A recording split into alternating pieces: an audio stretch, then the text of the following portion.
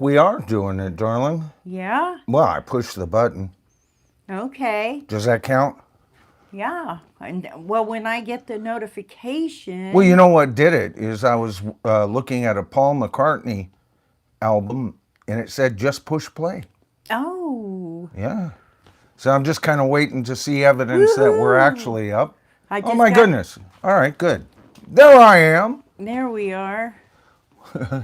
Hello. Oh boy. Yeah, how's everybody doing? I'm I have a ton of notes and pages and stuff that we can go over tonight. And I was just trying to put this stuff together. We ran into a little technical difficulty while we were doing our sound check. I had to fix that, so I apologize being up a couple of minutes late. I'm Michael Nolan. Tonight is the Tribal Forum number 108. Okay, the channel's name is Michael Nolan. The bottom line, when I stream live, should have done all the clearing of my throat Woohoo! before I got up here, babe, but I was just so busy. I know. I know.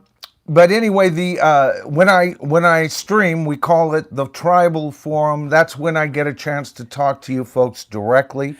I usually choose a subject. Tonight we're going to be talking about the era of the rock band is over, question mark, exclamation point, fact or question. That'll be up to you. Is rock dying on the vine? I'm going to be speaking, we're going to take that idea and we're going to start with the band The Guess Who and an article that I found. And the article also included a list of other bands. So that's one direction we'll be going tonight. And let's see, what else fits into the other bands? Okay, good. All right, good. Oh, I did have an announcement regarding the Rock and Roll Hall of Fame. By the way, before I get on to that announcement, I saw your comments, Doc. I commented once on them, but Doc asks, why couldn't we have just done this in the nominating process? And he gave an example of how it worked against a band that he's a fan of, and I certainly am. And both of us, Doc, were disappointed that they didn't make it into the Rock and Roll Hall of Fame, and that was Steppenwolf. All right. They came in third place. They were beat out directly by the Jefferson Airplane. And then he also brought up issues like Paul McCartney and John Lennon. Who could you put on that list that could beat them? But see, the way I look at it, it has to be an honest process here. And the kind of poll that I would have had to conduct and cover all 104 of those bands, Doc, would have been 104 questions. All right, that's an awfully big poll to keep people's interest in it all the way. And I'm going to tell you, with the 104 bands and or artists that we covered, I can't see any of them getting a whole lot of no votes. I think that's a little too easy. I think that there should be some competition. Next time we do this, John Lennon and Paul McCartney won't be in for singer and songwriter. All right, that was the singer songwriter section. Both of them could show up again in bands, Paul McCartney and Wings or John Lennon in the Plastic Ono Band. Okay, they could show up. Many rockers could show up in many things in the future. Now, keep this in mind. I'll try to keep that kind of thing to a minimum because we're going to be doing this at the end of the year. All right, and because I want to make it as fair as possible. All right. So, and all of these people that were there had a 50-50 shot, if you think about it, of making it in, because first place in each category and second place got the nod, and they became not just mere nominations, but inductees at that point. Now, I put out a video, very little interest in it, So I pulled it back, but just before getting up, I re-released it. And I'll leave it up for the remaining portion of the evening before bringing it back to members only. If you're a members only or a member of the channel, you'll be able to see it either publicly or later on as a members only video, okay? And I should have realized that this is a much more localized thing that we're doing, and there's not a general interest in that. You know, I think it got less than 500 views, you know.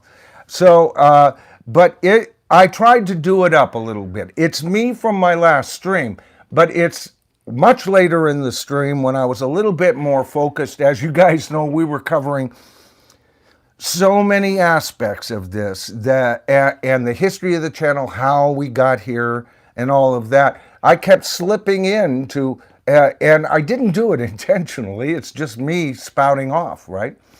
That's how I handle my streams. You know, if I get a side thought, oh, let's get there, and then I do my best to get back on.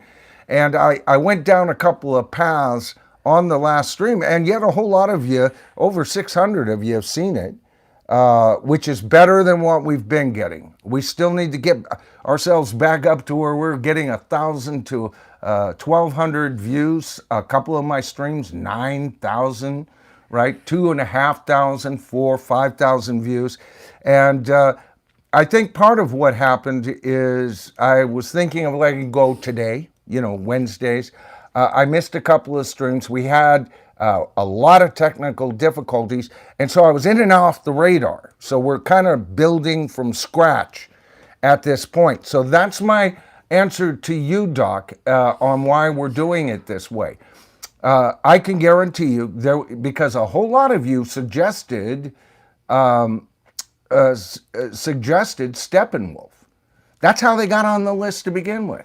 So they'll be on the list next time, right? And when you don't have the bigger competitions, maybe they'll do better. But it's not a matter, it is, I guess, a bit of a fan club vote. You know, so many of you told me on so many parts of this poll, come on, Michael, what are you doing to us? You want me to pick between these four monster bands? Not fair, you know? And I felt some of them were not fair too, because I adored all four bands and or artists. Who would I pick if I was involved in this, you know? And I feel your frustration. But like I said, this isn't the first time we're going to do it. The first round had to be a bodacious war. You know that. There are I could name 25 bands that should have been in that poll that I couldn't get to, that were on my original list. I'd say 12 of them, 12 of them came from my personal list, and there's another 12 bands that a lot of you suggested for me. So we're going to go about this again. But this is the closest way that I feel that it's fair.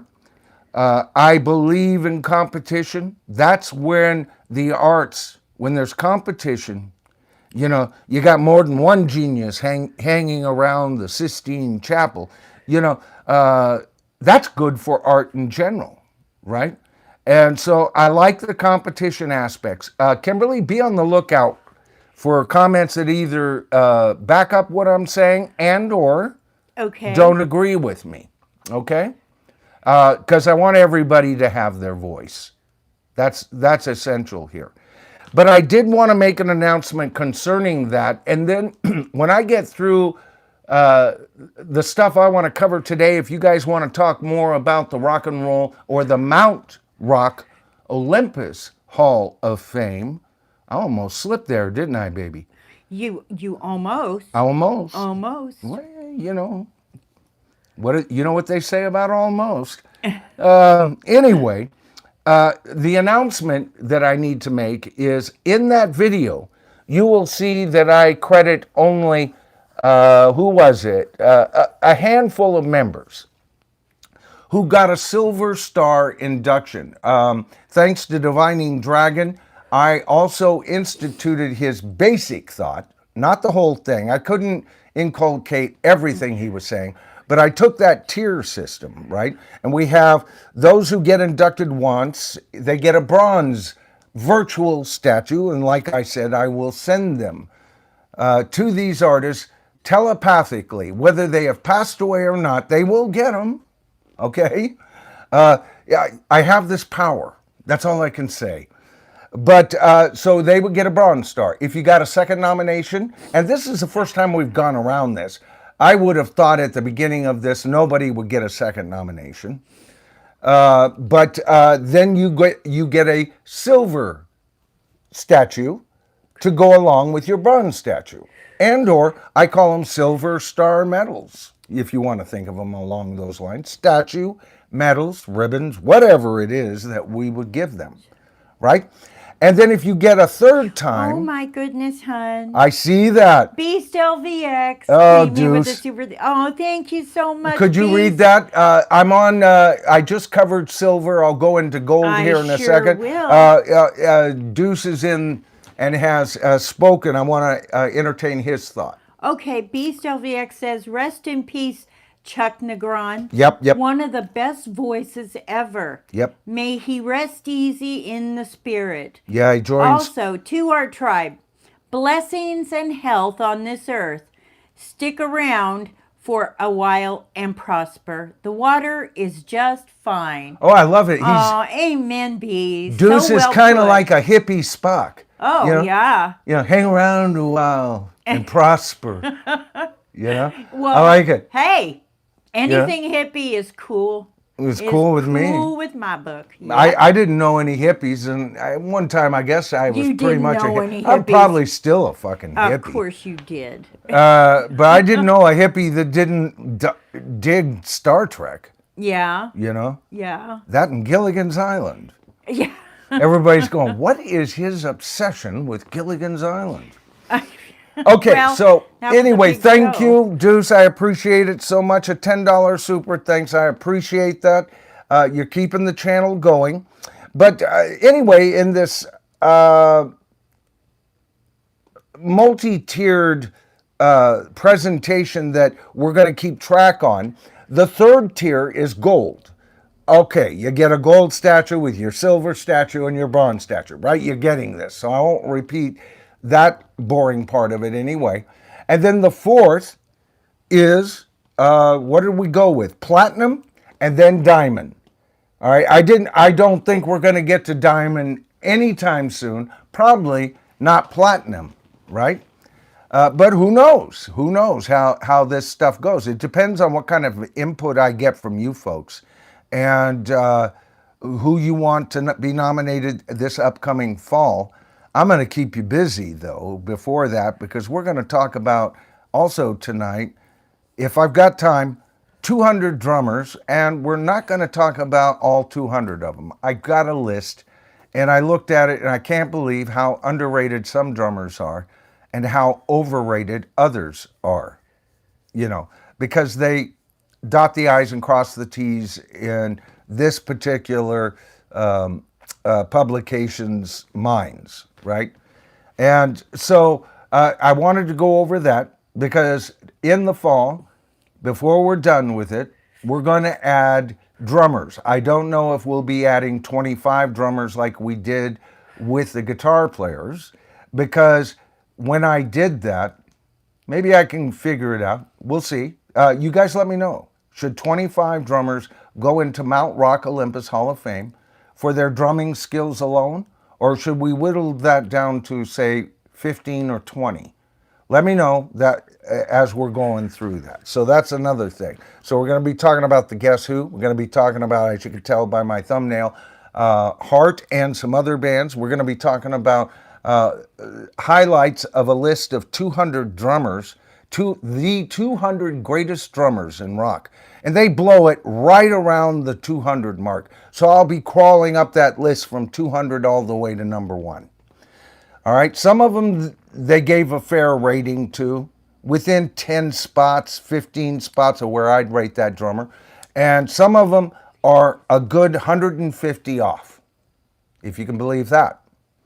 I can't. All right, so that's what we're going to be doing. But in this video I was just talking about, and you can go see that, right? Wait till the stream's over. Be polite. But it'll be up, right? After this stream, you can go see it. I credit a lot of people, more than I thought, with silver trophy status. They've been inducted twice. They're the two-time winners already in the Mount Rock Olympus Hall of Fame. But for some freaking reason, and they're one of my most favorite bands in the world, I just did a special mention of them on my brother Royce's channel on Sunday when I was part of the panel over there at the Four Horsemen, right? And that was, for some dumb shit reason, I couldn't think of the Yardbirds when I started crediting guitar players, which a lot of guitar players got a second nod because they belong to famous bands, right? Okay, so I was disappointed that Jeff Beck only got one bronze statue for him being a great guitar player, because he was in the poll, the Jeff Beck group, my favorite out of that group of bands in that part of the poll, and he didn't win it, right? Well, but he is a two-time winner because he was in the Yardbirds, and the Yardbirds were one of the bands we inducted. So I lost track there. Same thing goes to only two members have reached gold star status. I can't believe our very first induction, and we've got three-time winners already. And of course, Eric Clapton's got to be in there, right?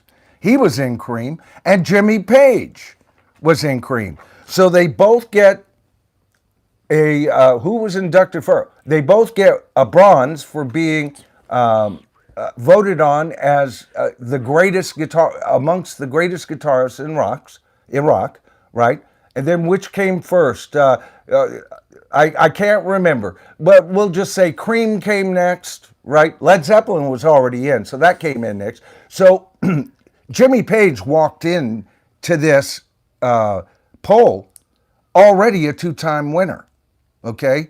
And when the Yardbirds were brought in, that brought Beck, Clapton, and Page up a notch.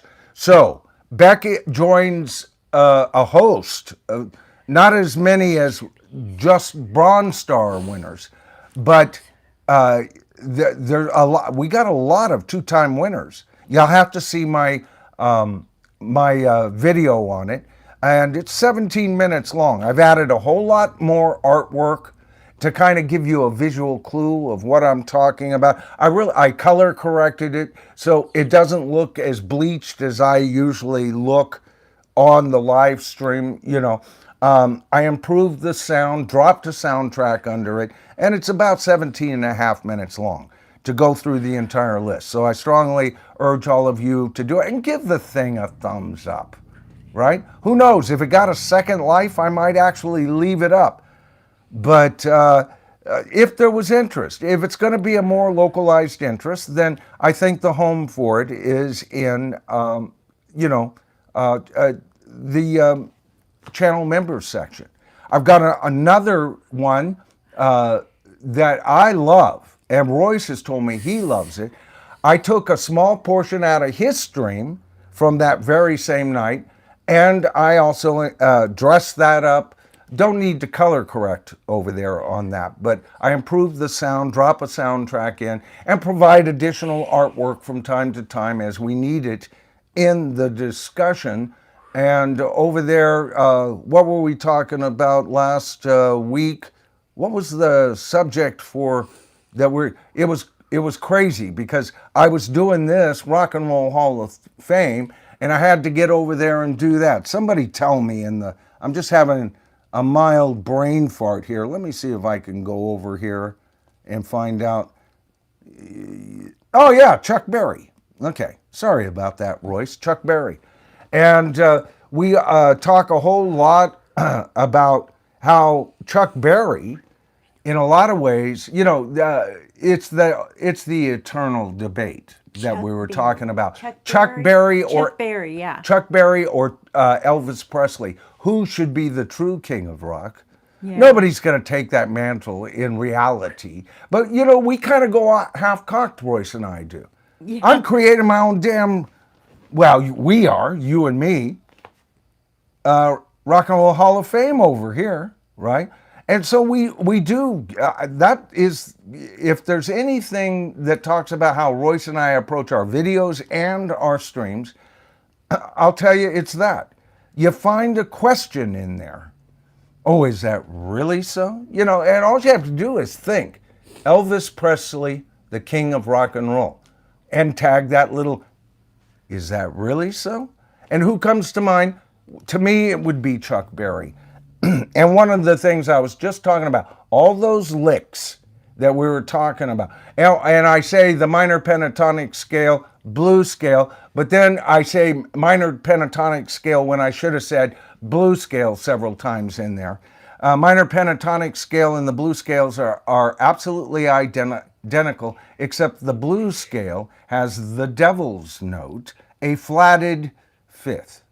Okay, that is the very same flatted fifth that Black Sabbath made famous that with their riff, boom, boom, boom, that boom. That's the flatted fifth. Okay, and Chuck Berry did that, but he created all of the building blocks. He created the alphabet of guitar riffs.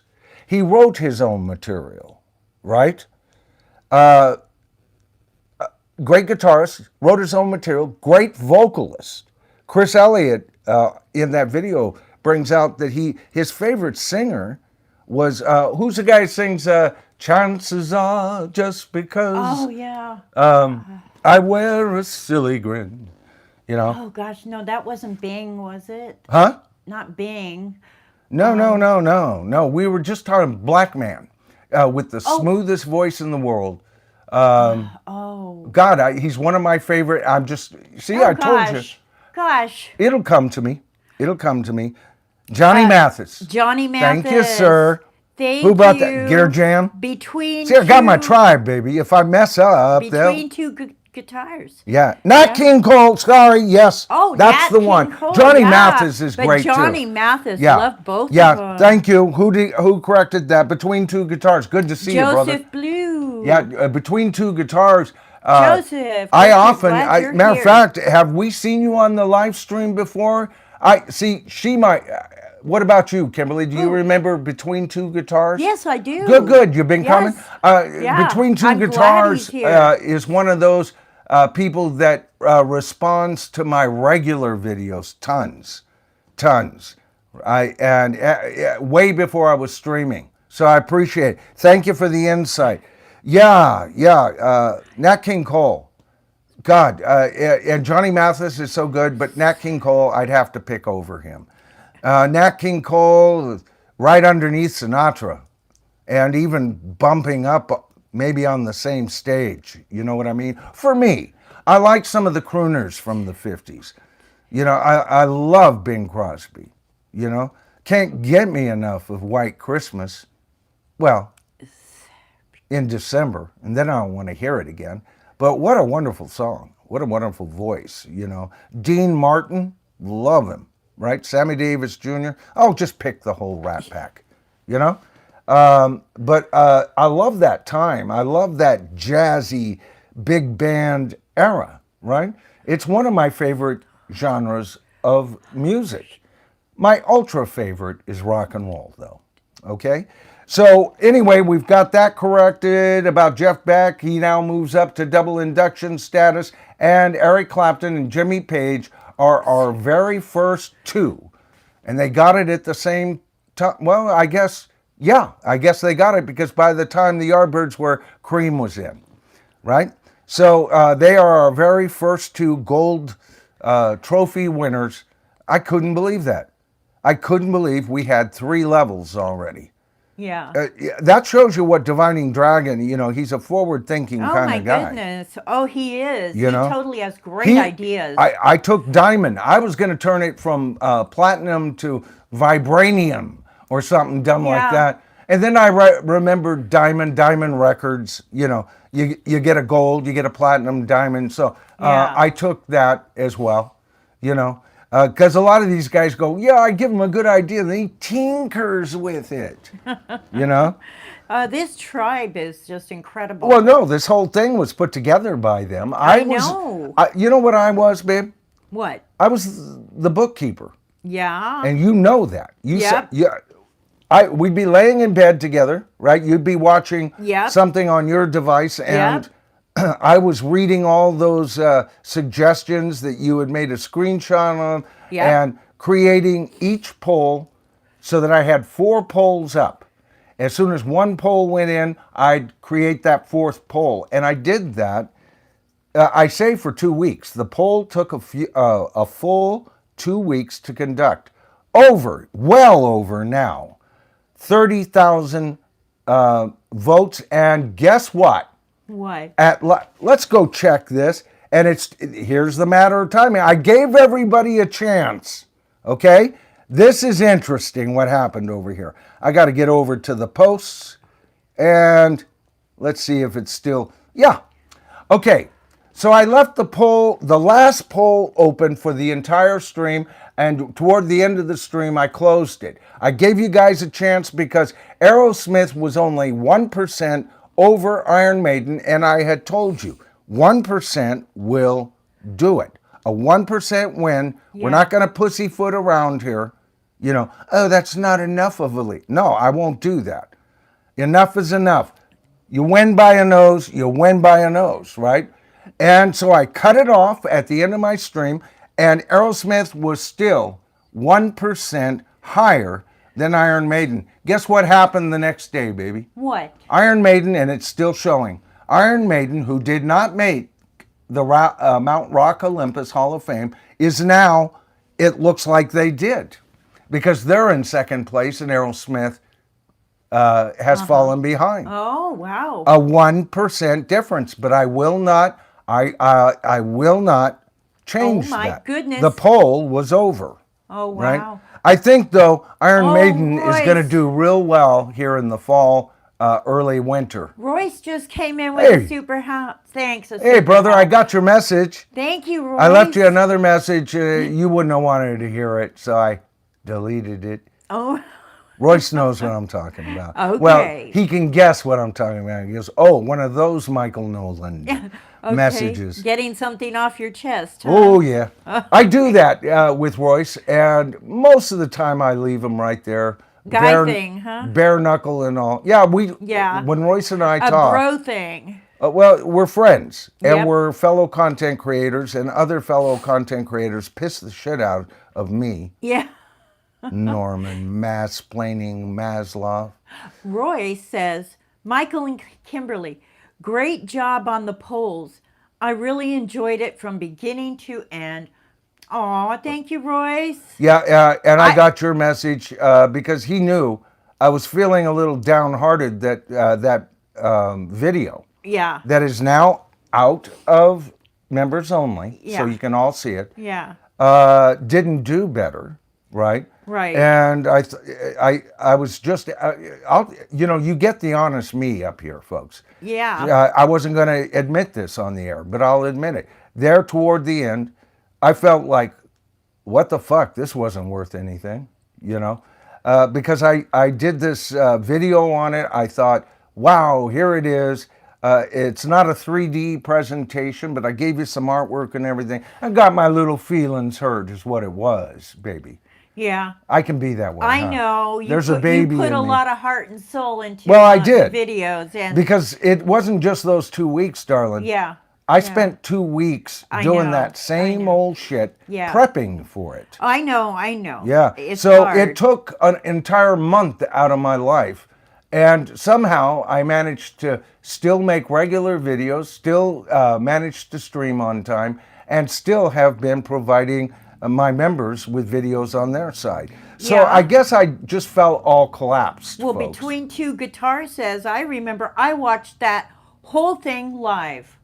Wow. Yeah. Thank you for showing up on that. We actually, like I said, we used to get, we'd get around anywhere from 80, all the way up to 289 Yeah. people as peak viewers on this Yeah. channel. Now we only did that we only did that once, and then I got a 250-ish one, right, where my peak viewership was 250. But I was just as often hitting 100, 120 as I was hitting, say, 75, right? And like I said, because of things going on with me and how I was able to get things out there for a while, and the shenanigans of YouTube taking away from me what I don't feel they should be allowed to take away, it was a tough time, right? Yep. And so I was getting depressed. I thought, well, I'll give up one of my streams, right? We'll just do this on Sunday. Then I thought, well, no, why on Sunday?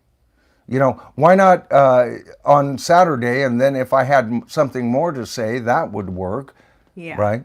Yeah. But then I went back to Sunday because I really like setting up Royce's show. Yeah. And Yeah. I enjoy it. I'm extremely exhausted after. And so anyway, I put my heart and soul into this, folks. I know. This isn't a joke to me. Let me explain Oh something. no, this tribe. I'm famous for making anti-rock and roll Hall of Fame videos. Maybe that's one of the I reasons know. Yeah. YouTube don't like me.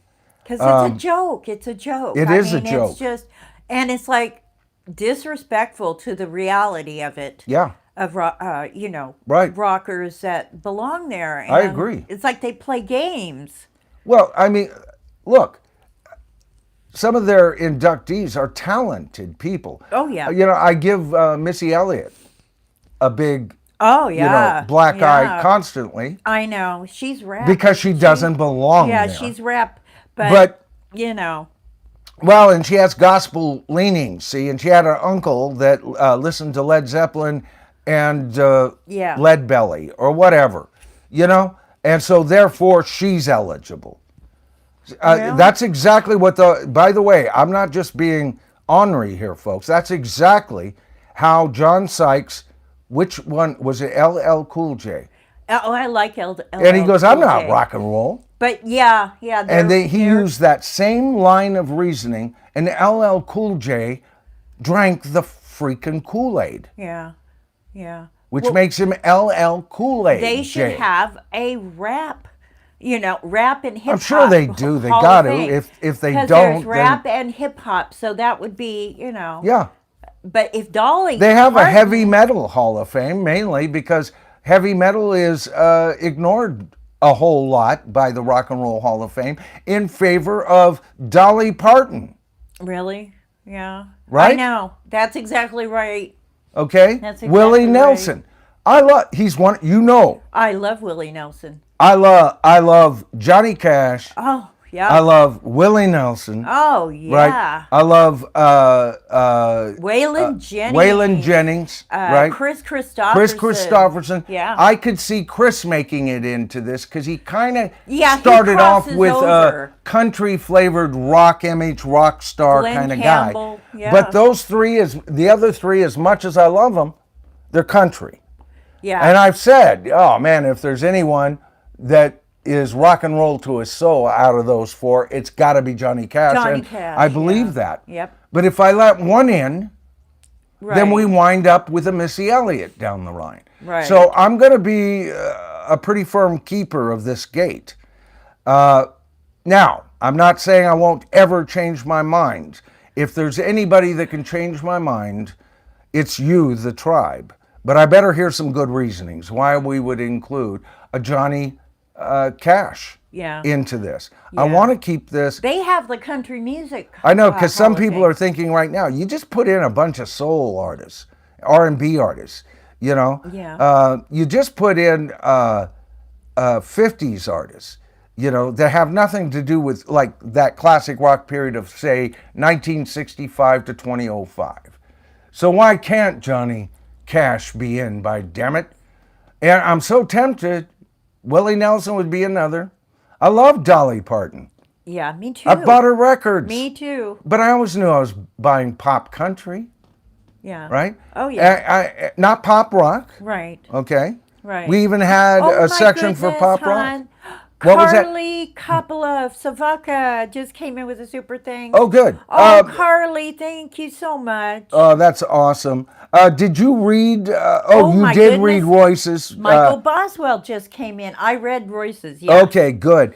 So he sent a $10 Oh, Michael, and thank you. Oh, I just had a nice conversation, a couple of conversations with Carly. Oh, She's really cool. showing up on rewinds and on the regular videos. It's good to see you. Could you read hers first? Yeah, she says, yes, it's only rock and roll, but it's what brings us all together. Yep. Oh, absolutely. I agree totally. Right. So, And Michael Boswell says Johnny Cash was a Sun Records founder. right. Wow. Right. And Awesome. Sun Records, especially through Elvis, Yeah. created some great early rock and roll. So Sun Records as a recording studio, as a matter of fact, one of you were asking me, it's in my notes somewhere, because one of you were asking me, let me see if I brought it over to the new notes here. I'll go over here a couple of, because I did want to bring this up. It'll be either an upcoming stream or, let's see. I know I had it up here. I'm not going to be able to, anyway, Blues Forum. Oh, one of you were asking about Muscle Shoals. Oh, yeah. So I just put Muscle Shoals Sun Records immediately. Okay? So it's in my mind, right? Very rock and roll. That early 50s rock and roll, that gritty sound, that no nonsense with tiled floors. As I recall, the pictures seem, it was such a bare bones studio, but rock was in its infancy. Oh my goodness. Oh, James. Storm Cop just came in with another 5 gift memberships. Take 'em. Storm Cop, you are epic. Thank you so much. Boy, This is a gift to you guys. so supportive. All right? Storm Cop just gave you guys a gift. If it comes across, you're offered a 1-month membership. Grab it. For 1 month at least, Yeah, I think if you don't re-up, you will be a tribal elder, first tier. Second tier, you become a tribal chieftain, as James is here, right? And Yeah. I was trying to get to this, and I noticed when I reviewed my last stream, I didn't explain. James did this last time on our very last stream. I know, he did. This is a $35 He's gift. growing the channel. Yeah, he is. He is. Yeah, he is. So if you get that, James believes in this, the whole totality of this channel. Royce believes in the whole, Dan, so many of you. See, I mentioned James, and then I'm not going to mention all my other members out there, which every once in a while I put the full roster up on my members only videos. Not on my last 2, but the one before that. And that will be more often happening. It's my way of shouting, just like in my regular videos, and this new one I'm talking about that you'll see there. All you folks who gave me super thanks on the last 2 streams got a shout out there. And of course, that's where the rollover comes over.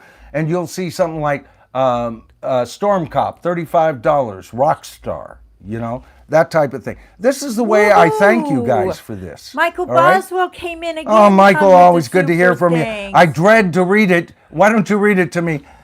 Of course I will. The last time I communicated with Michael, by the way, we both agreed thoroughly together. Yeah.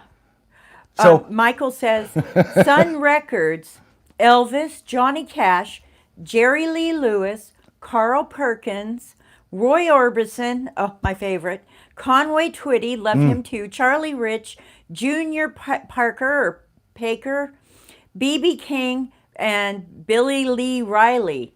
Woohoo, what a list, Michael. yeah, and more. Yeah. And more, and many more. And many but these are more. wonderful. And you know what? For your super thanks here, that will wind up in my analytics along with what your super thanks said. And then when I review this, I'll take the bulk of those people and include it in this video and or stream over this idea. I forget. I almost want to think that it was either Doc Insomnia. It could have been Christian. It could have been God, Deuces Wild or Gear Jam. Now watch it not be any of them that actually brought this up to me. I should have put your name in my notes, but it did come from one of you. So I listened to you, and the channel morphs and changes direction as the tribe influences me. It's no longer, my first 2.5, 3 years here was what am I going to do on my next video that would get a decent amount of views. I mean, there are things I'd love to talk about, and those will be things that I usually cover on the members only. And this is interesting because what James just did here was the YouTube algorithm spits it out to you folks randomly and or because of its knowledge that you've been here a lot. I don't know. But they send it out to people. And if you don't pick it up, then it'll go out to somebody else. Goodness. Right? Rockin' Robin Bird, our favorite Rockin' Robin Bird, just came in with a super thanks. I love it. $1.50. Thank you, Rockin' Robin Bird. You know what? Everybody goes, look at that. He's shouting that, just $1. Yes. We call them super, we go deuce hammers because I don't even know how she got it to get to a 150. Every time I try to send, that's not even an option. Yeah? Shout, this woman's smart. Wow. I love this. Heart, heart, heart. Thank you, Rockin' Robin Bird. We couldn't do it without you. No, we love Rockin' Robin She's Bird. always dropping something in every single stream, Yeah. What a lovely lady. Great As so many supporters. of these people before her do as well. I love it. I absolutely love it. And we appreciate everything. And it always goes to supporting the channel one way or another. I won't spend a whole lot of time discussing that. But before we get on with this, I do want to read out a list of those of you. I'm not going to go through any channel business tonight. I want to stay on focus tonight. I'm in no hurry, so we'll stream as long as I've got energy and got something to say. But I do always take time for this. On our last 2 streams, and the reason I'm doing 2 streams is I forgot to do the stream before that on my last stream. So if you hear people a second time, sometimes that's right on the same stream. But if you hear them 2 or 3, 4 times, that means it's over 2 streams, okay? Yeah. So in my stream before last, Michael Boswell gave us a $5 super thanks, already been in tonight. Deuces Wild gave us a $2 super thanks, already been in tonight. Michael Boswell followed his $5 super thanks with a $2 one, and then followed it up with yet another $2 one. Just the Facts Man, we call him Dan the Man, Dan McNew, wonderful channel and brother channel to this channel. He's got a great mini doc. It's about 4 minutes long, and it's done in 360 vision. And it's him in Birmingham looking at all of the sights and sounds as they were celebrating Black Sabbath and Ozzy Osbourne this past summer, and just sad passing. He gave us a $10 super thanks. Deuces Wild gave us a $5 super thanks, so he's in a second time here. Irgersplitten Ladenboomer, Gear Jam, $2, and followed that with another $2. Thank you. I believe I made fun of your name a little bit on Royce's. I go, because he goes, Irgersplitten Ladenboomer. I go, no. You have to say it with panache, Gear Jam. Yeah. And I said, no, it's more like Irgersplitten Ladenboomer. Sounds grander that way, don't you think, baby? Yep, I do. She's rolling her eyes at me, folks. All right, and then Michael was in again with another deuce hammer. Just the Facts Man came in with a $20 super thanks. Michael in yet again, see what I mean? With a $2 super thanks. And all of these were connected to some great, by all of these folks, great bent on what we were covering. I love it. Oh, you know, Psycho's in. and these guys can change my direction midstream. Oh, yeah. Deuces Wild came in with a $10 super thanks for, and then Royce came in with a $20 super thanks. Then on the stream after that, Royce came in with yet another super $20 super thanks. Okay, so I appreciate it, guys, and I'll always shout you out because, like I said, with a lot of channels are having a hard time, but we felt it first. You know, now all the channels are coming out. Oh, what happened to my views? Well, it's called Genesis. All right, Genesis is the new operating algorithm that YouTube uses to drive traffic. Okay, and there's new rules, and it's a new sheriff in town. And if they even think that you aren't alt left, you know, you become, you know, crippled inside right away. And I'm neither. I'm neither alt left or alt right. I'm somewhere in the middle. Got a conservative bent to me, but I still believe in a lot of things on the left side. I don't talk politics, okay?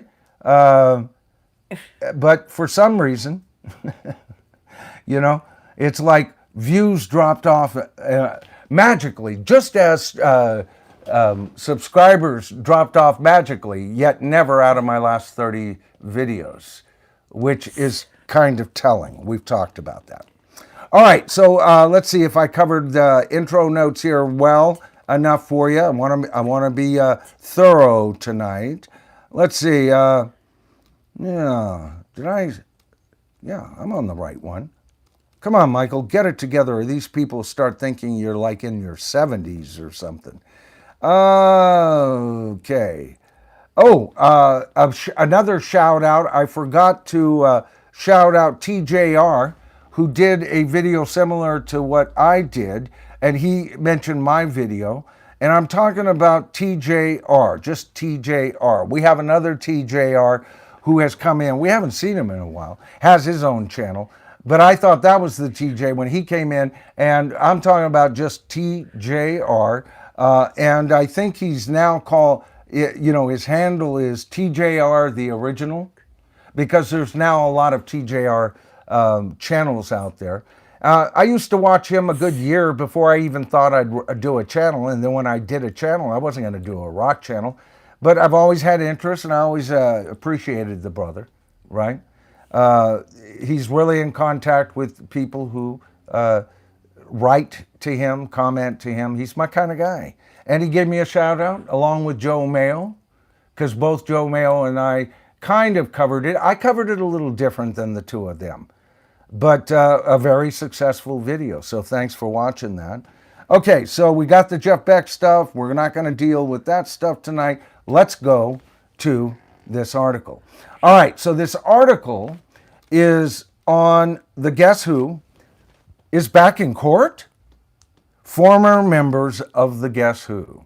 All right, I thought now, for those of you who are not aware of what's been happening with the Guess Who, I'll give it to you in a nutshell here.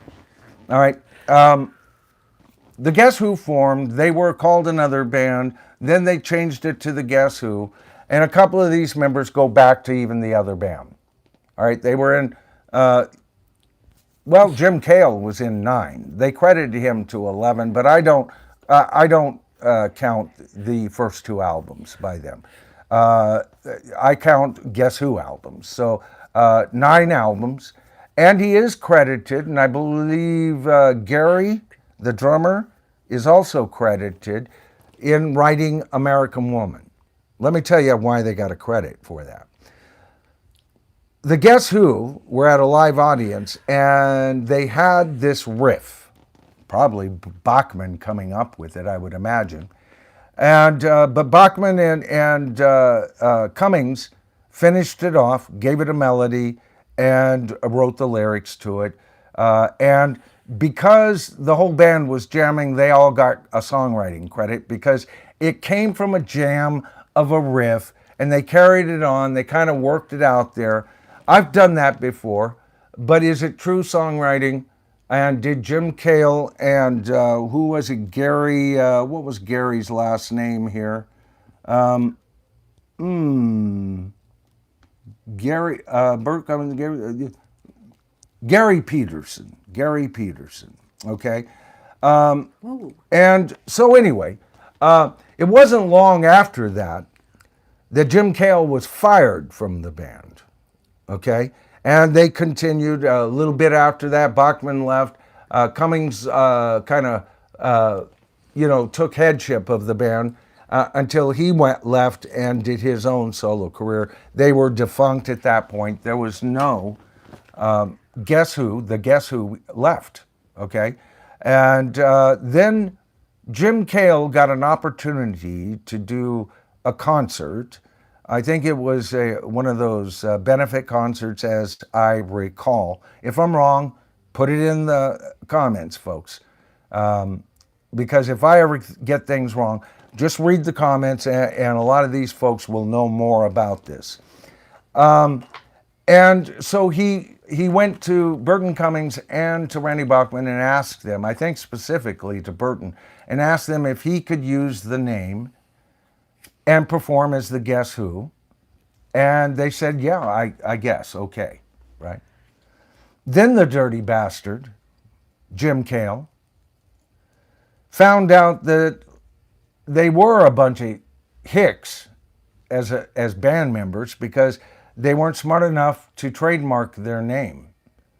And so he took full advantage of that. Of course. Keep in mind, this is the bass player they fired. You wonder why they fired him. Oh, yeah. Right. Yeah. So he got it and played with them for a while, along with Gary Peterson. And then he took, he decided to retire. And Gary Peterson stayed on as the last remaining member of the Guess Who, with Jim Cale owning the name. Despite the fact that Randy Bachman and Burton Cummings wrote most of the hits, most of the songs. And that's an absolute freaking fact. Okay? This is kind of like if the Beatles had broken up, and if Pete Best had come to them and said, could I use the name? And let's just say, of course, they would have said, go fly a kite, Pete. But let's say they let him. And let's say the Beatles didn't trademark their name. They're smarter than the Guess Who, that's absolutely sure. Yeah. And then he took over ownership. And there's no Paul McCartney there, but they're playing Paul McCartney songs. There's no John Lennon there, but they're playing John Lennon songs. And then on the digital website, they take Beatle albums or Beatle music, and they start slapping these replacements with Pete Best in photos on their music. I think a lot of you'd have a problem with that, and it doesn't sell any better with the Guess Who. I think Jim Cale was a dirty bastard, an opportunist. I've never been a fan of him, and there was a reason why he was fired. So that got us to this point. There's so many in the industry. Well, it went even worse than that, baby. Yeah. Before long, Gary Peterson wasn't showing up. Yeah. One in every 10, he was doing, kind of like what Foreigner. Yeah. With, what's his name, showing up 1 in every 10 concerts. And when he did, it was like 20 minutes, and the concert went on for 2.5 hours. So, but it was their way. See, even Foreigner knew that they needed him up there until he just couldn't be up there anymore. And then they just kind of, nobody notices he's gone. And they've continued the charade from there. And it looked like, if there was a number 2 band that I made videos against, it was the fake Guess Who. All right, I've made plenty of videos. You can go back and I'll give you the whole story in those. But that kind of encapsulates what's happening here. Then was it 2023 or was it 2024? Either 1 or 2 years ago, the article will get into it. Burton Cummings put a freeze on anybody performing his music, including him. This was a risky proposition. He put his own finances on the line to shut down that fake Guess Who because they couldn't perform the songs they were claiming, by the band they were claiming they were. Yeah. All right? Bodacious move. Puts him right up there with John Fogerty, nay. I don't recall John Fogerty quite doing that, although he's bodacious. You know, he put his finances on the line. Yeah. And so they caved. That's it, right?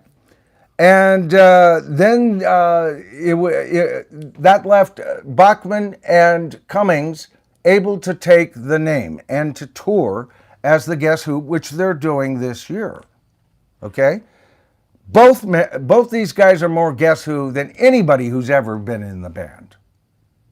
These are the essential guys.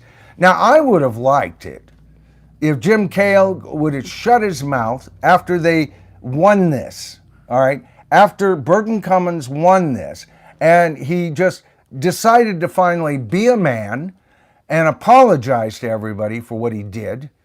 I don't know what I was thinking. I've always relied on the kindness of strangers.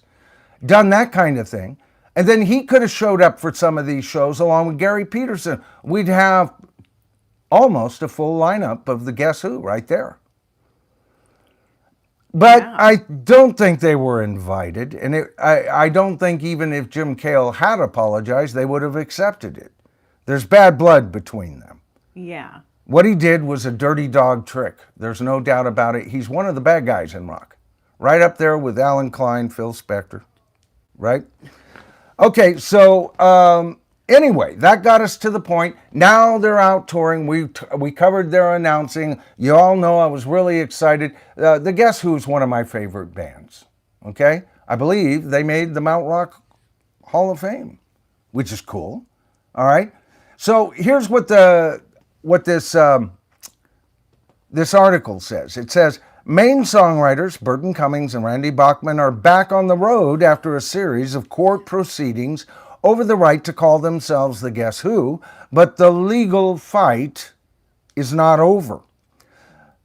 The Taking It Back tour kicked off over the weekend in the group's native Canada, as Cummings and Bachman played their first show together in decades. The concert took place just days after former Guess Who bandmates Jim Cale and Gary Peterson, the Dirty Little Rats, filed suit, the Dirty Little Rats, over the unconventional manner. Yeah. Oh, boy. These guys are used to checkers, baby. Yeah. Yeah, Cummings is a grandmaster chess player. Oh, my goodness. Michael Boswell came in again with the super thanks. Oh, my goodness. Thank you, Michael. Well, give him a shout out for what it was and then read his comment for me. Oh, yeah. He says, I will agree with current foreigner W/O without Hanson, he's saying. Yeah. Yeah. Yeah, because, they're not original. Yeah, Michael's a lot more forgiving about Hanson. Yeah. I think he's a great performer. And for a tribute band, he was a great singer for them. I should say. Singer for them. And Michael thinks, no, he likes that. And a lot of you disagree with me, and that's fine. Well, everybody has their own taste. I give my opinion, and the tribe gives it back, and I understand that. But even Michael is now a bit down on Foreigner because Kelly Hansen isn't there. Yeah. Which kind of gets to the question, Michael, when is enough people leaving and they're not? For any particular band, because we're going to talk about some of those bands tonight, brother. Okay, so anyway, the concert took place just days before the former Guess Who bandmates Jim Cale and Gary Peterson filed suit over the unconventional manner in which Cummings gained back the band name. All right? Long out of the lineup, Cummings still owned rights, agreements to their most famous songs. He and Bachman co-wrote the top 10 hits, These Eyes, No Time, American Woman. Cummings terminated those agreements to keep the continuing edition of the Guess Who from performing them on stage. They were forced to cancel a string of scheduled concerts. Couldn't have happened to a nicer set of guys, right? After that drastic decision, this article, I'm going to cover a couple of things about this article. Is it drastic? Well, yeah, it was drastic. That'll be fine. Cummings risked losing a big source of his income. No one else would be allowed to sing those songs either. Valuable royalty payments from concerts, TV, movie, and radio plays abruptly stop. In other words, he put his mouth where his money wasn't. I think that's pretty damn bodacious, folks. Yeah. That brought former bandmates Gary Peterson and Jim Cale to the negotiating table. Amazing how that happens. They wrested control of the group after its mid-70s breakup, but weren't regularly appearing on stage. Wrested control. See, this is what I'm talking about, this artist. They didn't wrest control. He sneakily found a freaking loophole and took over. Yeah. Just like the thief in the night that he is. Wrested control. Like it was some big battle. Can't believe that. Cummings and Burton described those shows as fraudulent. They were right, since no actual member of the group was involved. After a lengthy arbitration process, Cummings and Burton announced their return to the Guess Who. All right. Now, it goes on to say Peterson and Cale have now filed a complaint against BMI, the Performing Rights Management Company, one of the biggest in the world, saying they lost millions when this long-standing agreement suddenly stopped. Oh, poor babies. Yeah. I feel so bad for them. Never mind the millions that they stole while they got away with their attempted charade of an act. Yep. Right? They'd spent months planning a new U.S. tour. Of course they were. All right, as the Guess Who with the booking agency Bicoastal Productions. Then in the middle of the sound check, Peterson and Cale say BMI's chief legal officer informed them that their rights agreement had been terminated effective immediately. Ugh, I love a happy ending. Mm-hmm. But every happy ending, if the movie's popular, then you get, I don't know, happy ending 2. The story continues. Yeah. And evidently, we're getting happy ending 2 here tonight. They abruptly canceled that night show and the rest of the band's scheduled dates, but Peterson and Cale argue that BMI should have given them more time. Why?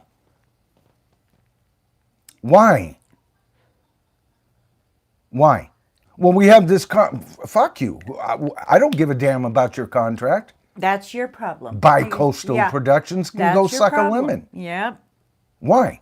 Give me a moral reason why Burton, Cummings, and Randy Bachman should have given you 1/1000th of a second more. That's right. You've been ripping them off for years. Don't tell me about additional millions of dollars that you intended to rip off from them. Yeah, I know. You dirty bastards. What are you talking about? Yeah. Hey, I mean it. I call an ace an ace. And that's all there is to it. This is wrong. This is morally wrong. Yeah. Yep. This is why the music industry is so disgusting now. Yeah. It usually ends up screwing its singers and musicians, and they're getting wise to that. They've gotten wise to it. Yep.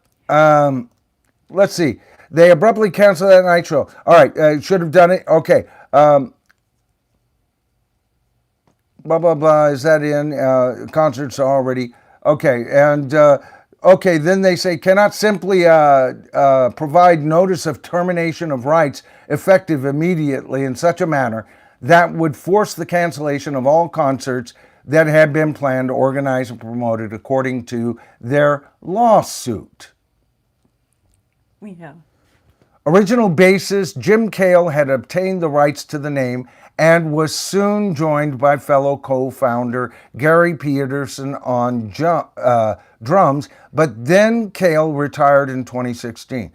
Do you notice how much of the tale isn't you heard me explain what happened, and here's what this lame-ass article says from UCR. Original bassist Jim Cale had obtained the rights to the name.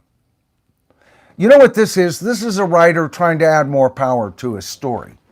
Yeah. You know, they're doing this countersuit, which I can't see how they'd win it, but these days, Yeah. you know, never know.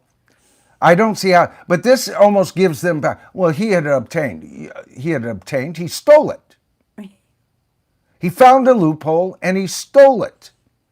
And he never wrote shit for them. He was in a jam session for the creation of American Woman. Yeah. So was Gary Peterson. They didn't write shit for that band. All right? Jamming on a set of chords don't make you a damn freaking co-writer of the song. Unless you change the complexion and it's a song that's already been written and it changes the writer's direction. I've explained I did that once with a drummer. I shared songwriting credits with him. Okay? But jamming, Jesus Christ, then every person I've ever played in any of my original bands could lay claim to co-writing my freaking songs? Bullshit. Yeah. You know? So anyway, Bachman and Cummings charged them with false advertising. It was 2023. And that's how they lost their freaking name, because they were guilty of false advertising. After arbitration, Cummings and Bachman announced their own Guess Who reunion tour last November with support from ex-Eagles Don Felder. I wonder if he's going to be playing. You know, he wasn't part of the Eagles. They hired him. Yeah, I know. Yeah. I'd like to see Don Felder, or is he going to be an opening act for them? Yeah. I'd like to see him in the Guess Who. That'd be good. Yeah. Sure. Him and Bachman? Yeah. Mm-hmm. Yeah. Yeah. That- Anyway, Yeah. this new legal action doesn't directly involve the Guess Who's current lineup. You're damn right it doesn't. It is important to clarify that Jim Cale and Gary Peterson have no basis or right to use the trademark name of the Guess Who. The lawsuit has no affiliation with the band, the Guess Who, nor does the lawsuit involve any battle among former bandmates Burton Cummings and Randy Bachman. You know who they're going after? They're going after BMI, I bet you. Yeah. Let's find out. Yeah. BMI responds to new Guess Who lawsuit. Peterson and Cale have accused BMI of a string of misdeeds, including fraud, breach of fiduciary duty, intentional interference with contractual relations, and negligent misrepresentation. Why? Because they delivered the bad news to you? Yeah. It was Burton Cummings, you pussies, that put a stop to this. BMI had no power over this. They couldn't do it. They were actually just sitting down and notifying your frail little ass. Well, you know what they do? They try to tie people up with lawsuits. Yep. And, till their money drains, the lawyers win. Yeah. You know? Yep, and the new lawsuit asks for millions of dollars. Yeah, of course. Oh, God. See, guys? Oh, my All right, goodness. is it? And Jim Cale in particular? Greedy. It's about the money, Greedy. honey. Yeah. Greedy bastard. Yep. Right? They are. Of dollars in direct compensation, along with punitive damages based on the company's willful, oppressive, fraudulent, and malicious content. Willful. The will that was being accomplished was by Burton Cummings. Oppressive. Any oppression was coming from Burton Cummings. Yet They're making sure that you know they're not touching Burton Cummings. See, Burton Cummings is like gold now, baby. I know. Can't touch him. Can't touch. Amen. Or Randy Bachman. Amen. So they're staying away. Oh, let's go after another major corporation. Everybody hates those. Yeah. What a safe little story, right? Fraudulent. How was what BMI did fraudulent? They, as the owner of that, informed everybody they could there will be no playing of Burton Cummings songs. Because of what Burton Cummings did, folks. How are they going to get this passed? And malicious conduct. Malicious. The only malicious little worm in this whole story is Jim Cale and Gary Peterson de facto by backing that moron up all these freaking years. These are circus folks. This is a circus show, you know, and they're the clowns. Randy Bachman, Burton Cummings, they're the high wire act, baby. I know, God. And these guys are the clowns. They've got the talent. See, Jesus. they're the talent. I know. Yeah. They also argue that if terminations could take effect immediately, then the entire process is fundamentally flawed. Yeah. Well, wait a minute. Didn't you take the name immediately when you saw that they hadn't trademarked it? Maybe that says that your initial process to even have a voice in this is, what did they say? Fundamentally flawed. Yeah, fraudulent. I love it when idiots try to make sense in court. Yeah, exactly. You know? But it does require a common sense judge and or jury. You know, that's why nobody wants me on their jury. Yeah, you can't stop the I'd truth. spoil the party. We'd be there for weeks. Yeah. In some cases, the venue had no time to find substitute acts and went dark. Well, too bad for them. Look at who they were doing business with, Jimmy.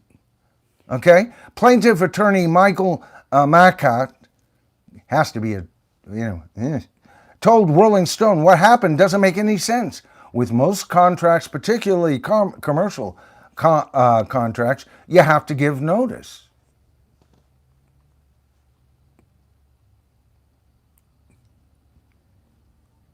Have them play something else.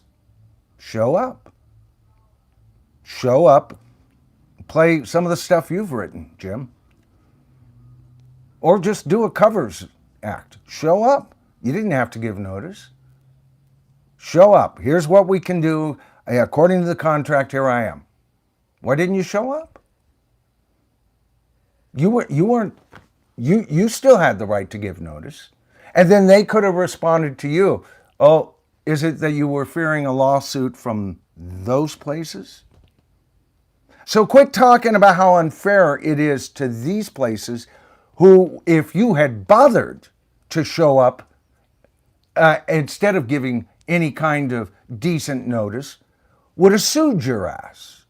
But somehow you're playing Robin Hood up here, you know, and you're almost, all those poor places that were going to hire us, all those poor places that were going to hire you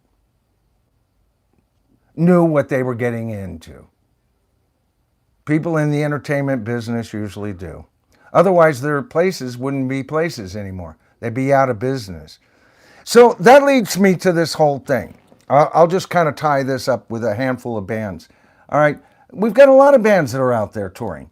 And babe, look for comments on this. Out of Guess Who comments, should the fake Guess Who or Jim Cale's Guess Who, should they have been allowed to finish their contract or not?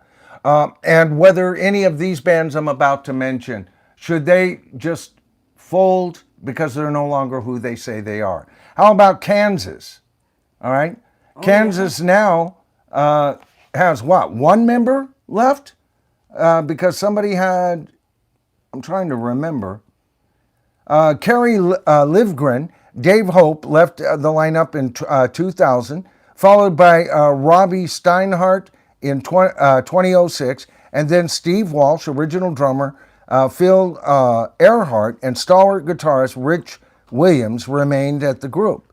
But Earhart took leave of absence after suffering a heart attack. Okay, so that leaves them with one member and a bunch of other people. Is that enough for you? The fake Guess Who had 2 members of the original band. Kansas is down to 1. And even if they still had Earhart on drums, they'd be in the same situation that the fake Guess Who. When do you become the real band, or when do you cease to become the real band? That's my question to you, Michael, since you brought it up and everything. Leonard Skinner, they're now down to 1 player who started playing with them kind of early on. Yeah. That's it. Yeah, it's just not the same. Huh? No. Nope. It's not the same. As a matter of fact, we'll be talking about their drummer who tonight, if we get to that drummer's list, folks, because their original drummer didn't get anywhere near as high.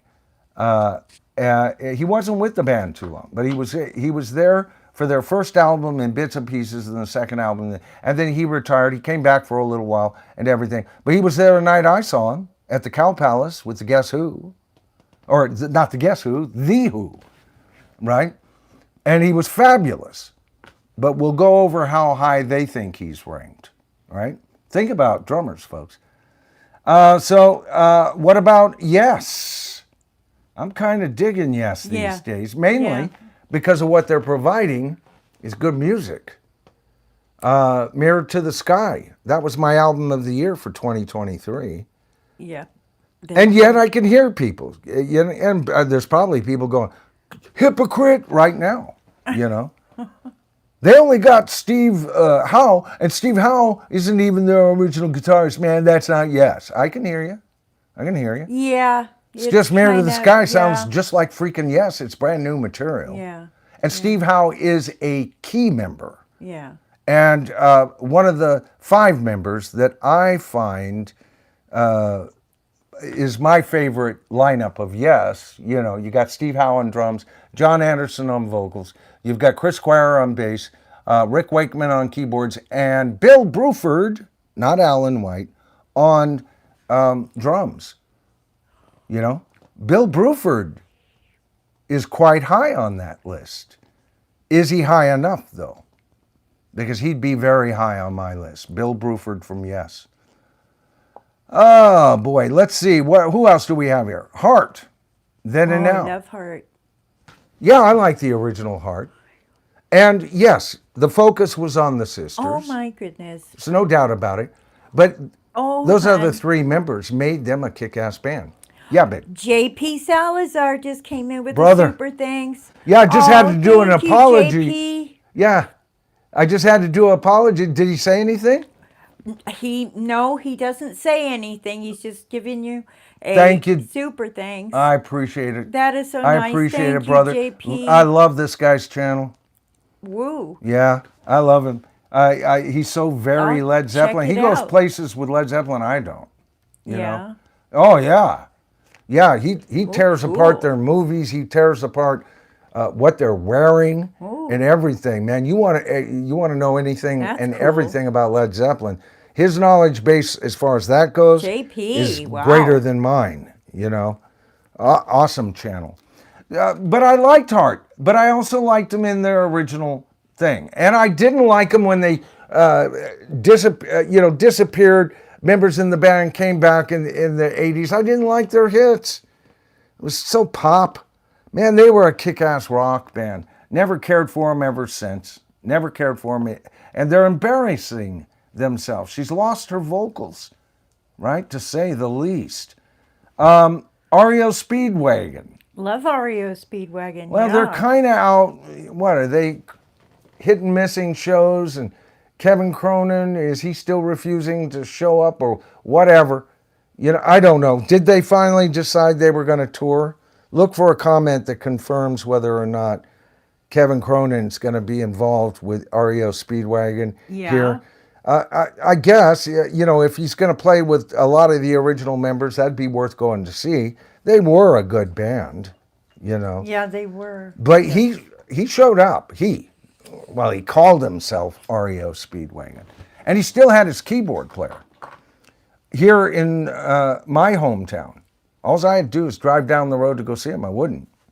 Yeah. That's not REO Speedwagon. Yeah, I kind of feel the same way. Yeah. It just isn't the same. Tickets were cheap, too. We're Yeah. spoiled to the original Yeah, yeah. lineup. Yeah. Little River Band. I Oh, I loved like them when them. they first came out. Me but too, There's yeah. nary a Little River Bander left. Yeah, that's, You know? Yeah. And so they're a lounge act now. Yeah. And nothing more. Yeah. What about Blood, Sweat, and Tears? They ain't got nobody left. And yeah. What is this, Mach 4? I don't know. Blood, Sweat, and Tears, you know? Their demise happened early. Oh. They were forced by the U.S. government to go tour, what, in a Soviet nation? Ben Scheidegger just came in with a super thanks. Oh, my goodness. He's got some characters. I'm not quite sure what it means. Oh, let me go Because on I'm over. not very savvy. My daughter usually has to tell me what these things mean. Let's Ben, thank you, Ben. see. Let me see if I can get it. Yeah, I'm not sure what it means, but It's a face. is it? Yeah. Oh, okay. Yeah, it's a face. And I guess the M is for Michael? Okay. Moron? That's cool. Ben, is it moron? I sometimes fit that bill pretty good. Michael dear. the moron. Yeah. I know I make people pull their hair out. Folks, listen. Understand. I'm just going to say what I feel. And if you guys want to debate, debate me, man. I'm not the final answer here. This is just what I feel as a former professional musician who is now retired, as a rock fan who has bought so many of these bands' albums, you know. Iron Butterfly, what a joke. No Doug Ingle, no Iron Butterfly. Rat, okay? They're no longer the same. None of them. Canned Heat, no longer the same. How about, Renaissance I don't know too much about. Seems like they had this lead singer with a beard and then they're showing this chick. I don't know Renaissance. Blackfoot, who just recently lost a member of theirs who passed away. And evidently they're no longer, well, let's see, who's left? Classic era members Charlie Hegrick, Craig T. Walker, and Jackson Spires reformed Blackfoot in the aughts, the 2000s. Spires died suddenly, and the others eventually left too. Ricky Medlock then started an entirely new edition of the group in 2012, installing himself as, oh God, what a joke, Blackfoot. Quiet Riot isn't the same anymore. What about Humble Pie? What Humble Pie? Okay? And their final thing was Gwar. I'm not familiar with Gwar. Didn't they perform at Back to the Beginning? As I recall? I thought so. All right. So that gets us past there. So when I say, is this the end of what we call a rock band? I gave you the example of the Beatles. You know, if you don't have Paul McCartney, you don't have the Beatles. If you don't have Ringo, you don't have the Beatles. No John, no Beatles, no George, no Beatles. But you do have the Beatles without Pete Best. Okay? And just because Jim Cale and Gary Peterson were in the original band that became the Guess Who, and they stuck around for a few albums till they came to their senses and fired one of them, they're hanger-ons. That's all I see. Okay? Now, okay, so let's get on over. First of all, Kimberly, is there any interesting comments right now? Let's see. Well, just the facts man, Dan says, Bob Weir once said he had a OOB experience during a Dead and Company set where he said he saw the band playing after he was gone. The music never stopped. That it was between two guitars, actually. Okay. Yeah. Yeah. Dan, he just got in a little bit ago. He's still at a dinner. Oh, my goodness, Glad Dan, you're welcome. here, Dan. Right. Let's see. The era is over. Michael Shields says, just catching up to that now, are we? I'm sorry. I'm sorry. That was between two guitars. Baby, I just said that. I'm sorry. I just said that. Okay. She is laser focused on you guys. I love this, what Michael just said. Are we just realizing that? Actually, the second I turned into a rock channel, I was preaching against this stuff right away. And years before I ever put up a channel, I knew it was over. Just tons of... Nobody I'm interested in going seeing because they weren't who they said they were going to be. And yet, we've seen not a dent, maybe a little bit last year. We'll find out this year because there are more people touring this year than last year. And a lot of people last year had to cancel because they weren't filling the seats. We'll see if that trend continues. I said the music industry is betting on a banner year because who was it? Paul Simon just added a summer tour after he retired. It's like, whatever, Carly Coppola of Savaca says, Duran, Duran, Duran, Duran, Duran. I love Duran. Depeche Mode, I agree. Love Depeche Mode, love them too. I love them. Flock of Seagulls, Ice House, Gary Newman. Oh, yeah. Yeah. Got himself into a little trouble, didn't he?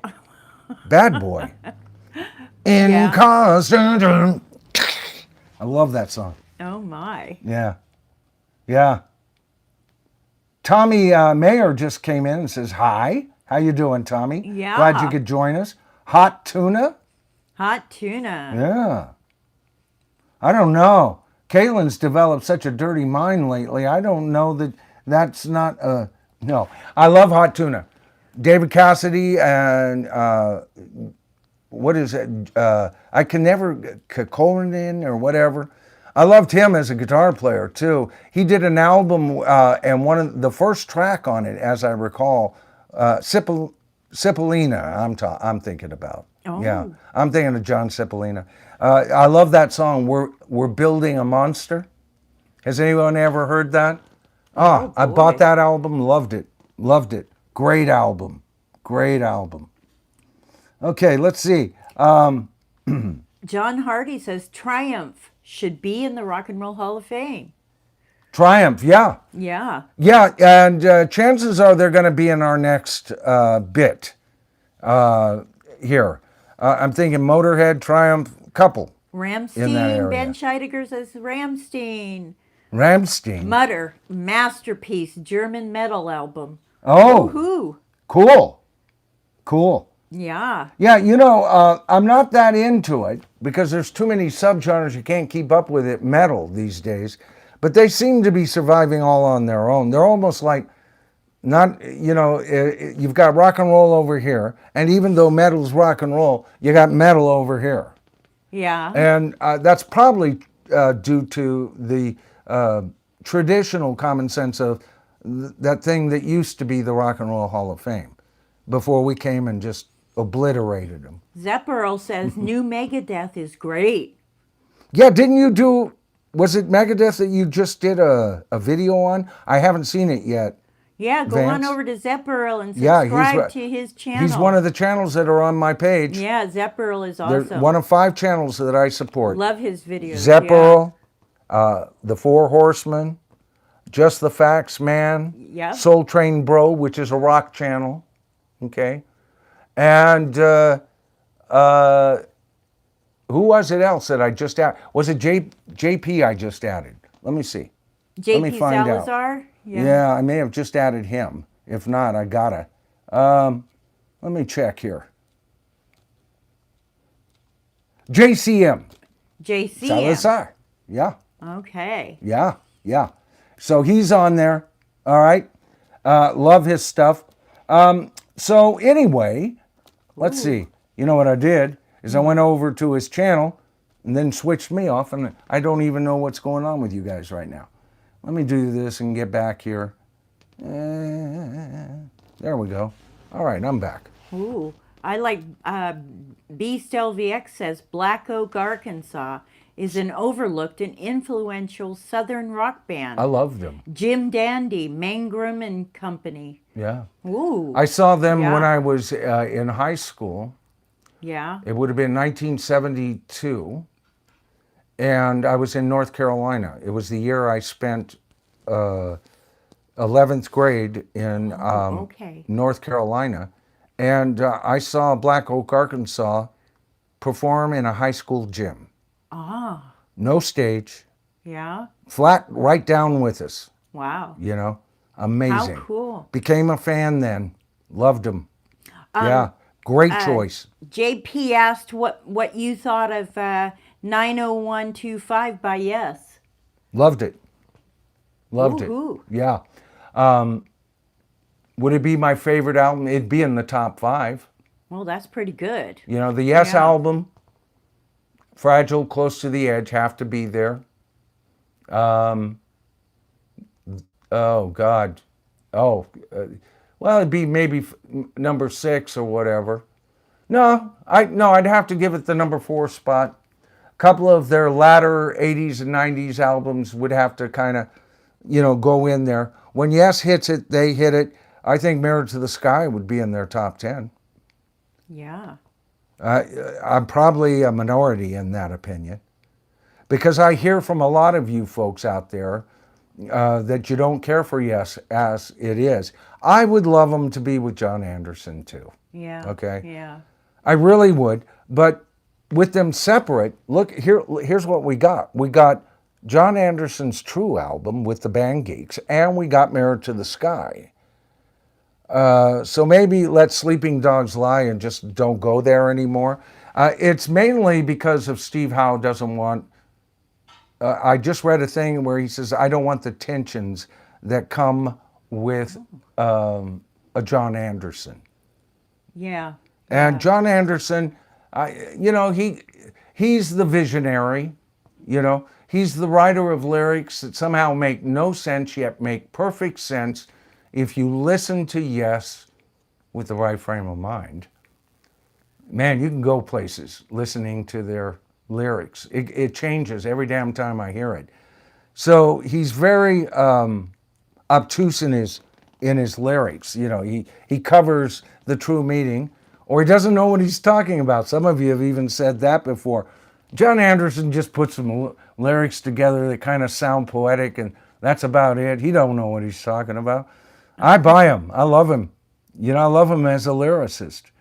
I like an artsy-fartsy kind of tinge to the lyrics, as long as they don't lean on artsy-fartsy so much that it makes you gag with a spoon. Yeah. Like you do every time you hear Lady Gaga. Gotcha, Caitlin. Gotcha, Caitlin. Uh-oh. Don't Caitlin's pick on out there going Caitlin. right now. No. Yeah. Oh, she was firing cheap shots at me over the bow on her stream. An excellent Caitlin's Magical Corner. She's just keeping you on your toes, hon. Oh, you weren't there, baby. Well, She told me. And do you know what she told me? What? Her and James. What? They said they will turn you against me. Oh, dear. She says, I've done it before and I'll do it again. Don't force me, Michael. Well, you must have given her a good reason. Yeah, well. Yeah. Imagine that. Really? Yeah. You think I'm the kind of guy that could do something like that? Don't answer that. Do not answer that question, darling. Shh. Quiet. Okay, so here we go. I wanted to cover these drummers. Do you feel a poll coming on, folks? You're going to be glad you were here tonight, because this is the first time I'm mentioning the whole idea. It's still weeks away, I would imagine. But these are, what the heck? Oh, I see. Got to go the other way. All right. These are, according to these people, the top 200 drummers as ranked. Okay, at number 200, they have I've never understood this, how to do it. I'm going to say Zederwick, Caesar Zederwick, from Golden Earring, Oh, number 200. Are you kidding me? the very. He should be a lot higher. Yeah. Well, this is what we're talking about. Yep, Huh? I know. How about Levon Helm at 199? I love Levon Helm. Don't you think he, Should be higher. yeah, I do. higher than number But 199? they didn't consult me. I don't know how high he'd be on my list. He'd be in the top 100 Yeah. or right about there. Okay. How about, let's see, who else is here? Trey Cool, Green Day. What do you think about that, Caitlin? You were talking about Green Day today, right? Yeah. Is he only the 196th best drummer in rock and roll? I don't know.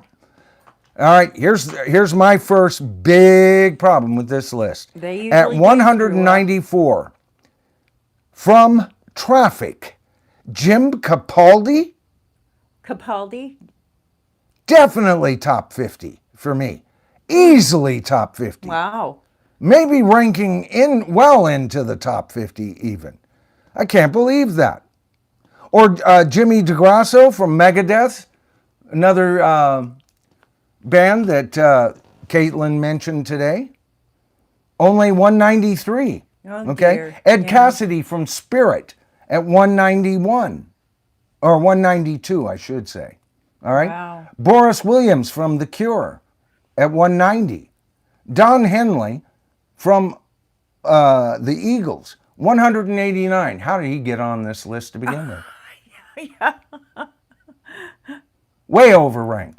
No, he's a proficient drummer, but just a proficient drummer. Proficient.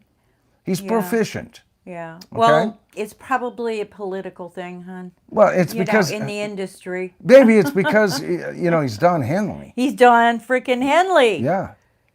How He don't about- want you to have stuff you've legally gotten a hold of. He'll sue your ass and get it back. Yeah, it's true, huh? That's John. And he'll do it while lip syncing his voices at the Las Vegas Sphere. Oh my goodness. Cheater. And he cheated his ass into this list, evidently.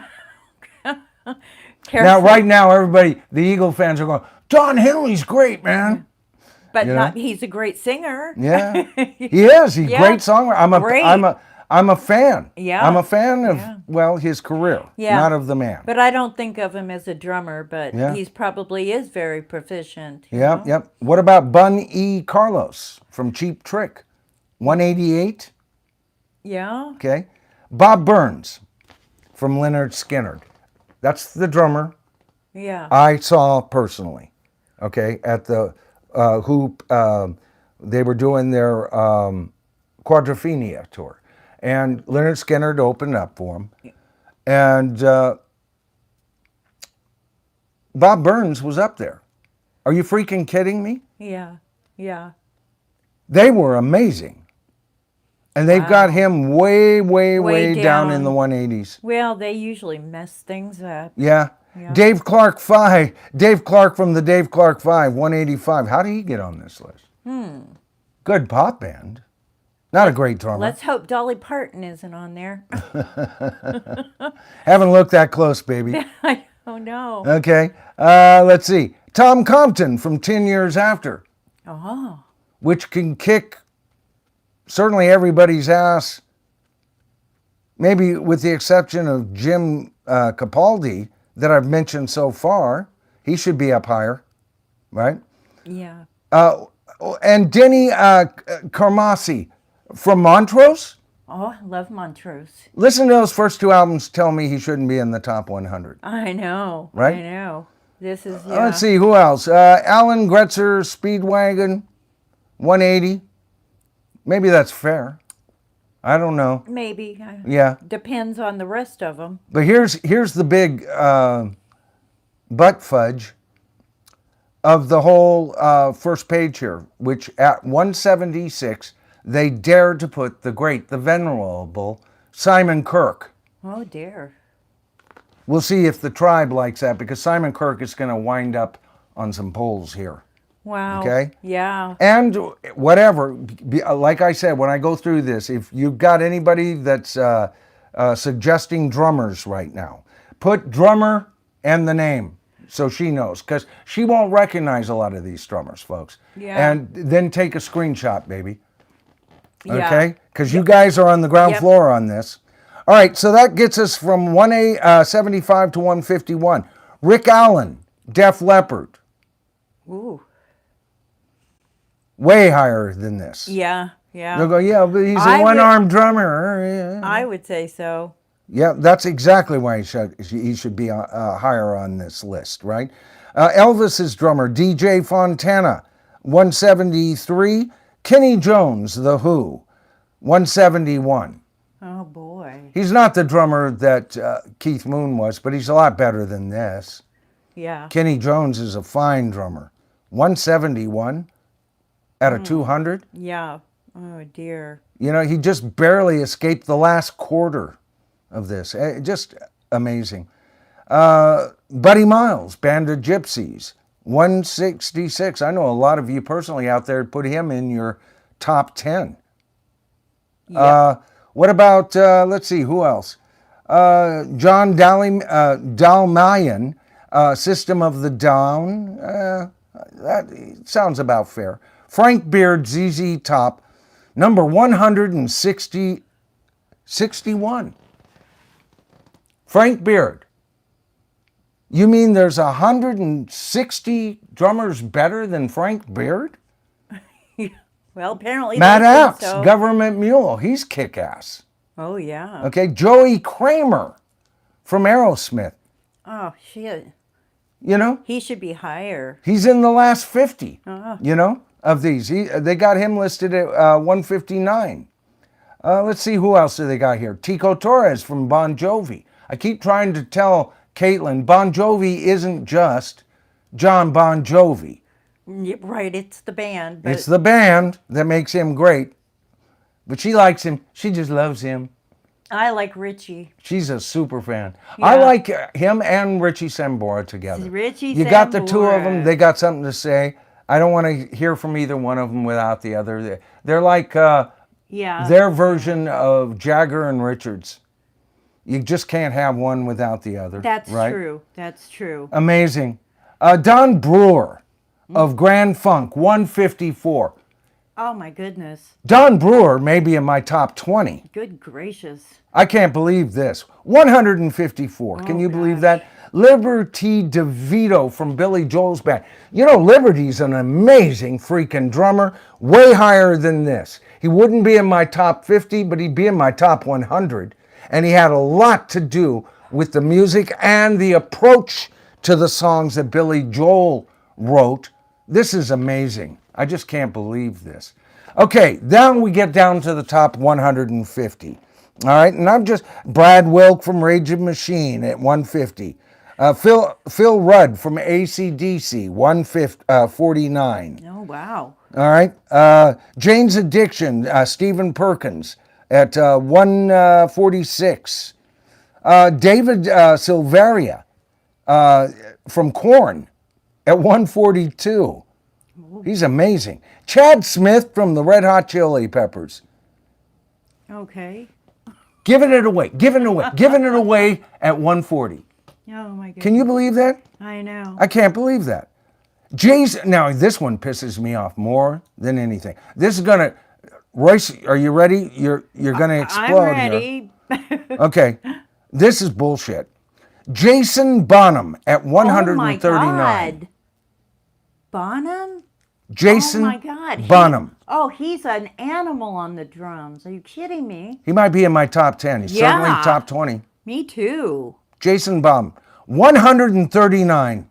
Oh God. I can't believe this. I know. Dean Castronovo, Journey, 136. I'd rank him higher than that, but Yeah. not very high. I'm not a Journey guy, but he's a fine drummer. Absolutely fine drummer.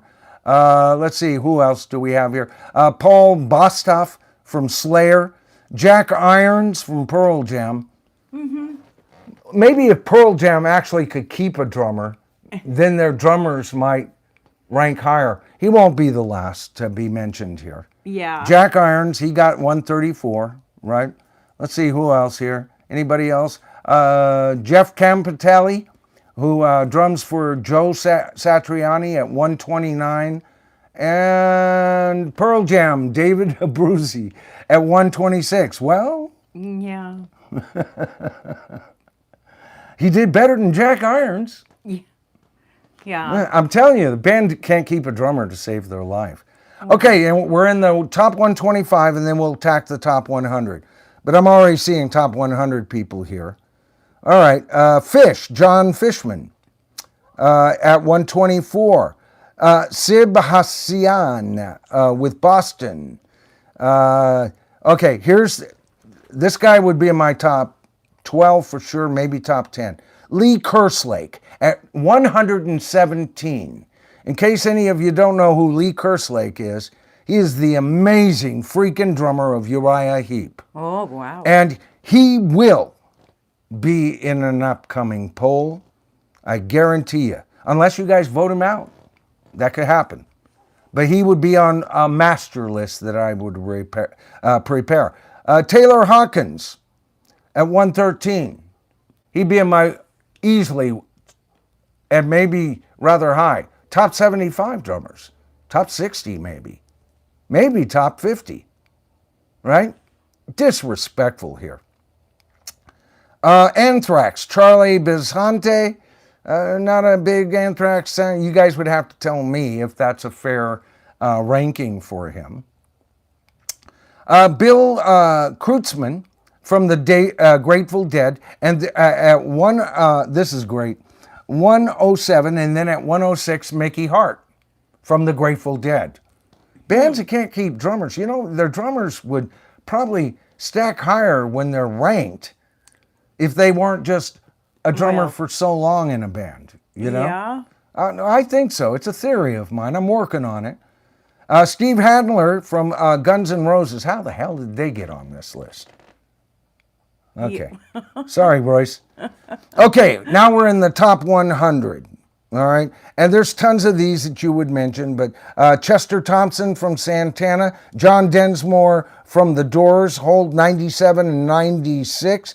Tommy Lee, in his day, was a good drummer. 93. Would he make the top 100 for me? He might. This might be a fair assessment. Okay? Zach Starkey with The Who and Oasis. Oh, now he's Oasis. Yeah. Yeah. Well. Okay. Number 90. Like Kenny Jones.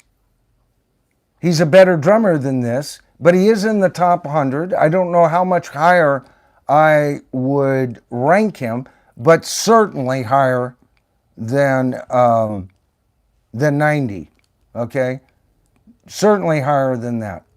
Okay, Phil Taylor, 84 from Motorhead.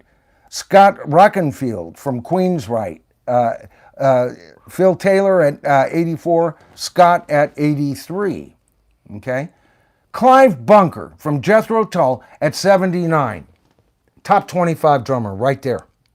Yeah. Clive Bunker. I mean, he's a freaking. Yeah. I said freaking. Monster on the drums. And that's a very difficult instrument with their stylings and everything, you know? Yeah. I mean, that's Prague flute and everything. Anyway, Larry Mullen Jr. From YouTube at 78. He'd be higher on my list. Not top 20, but top 25 for sure. It would have to be just for his input on that on the one album that they did in Germany. That puts him way up high on my list.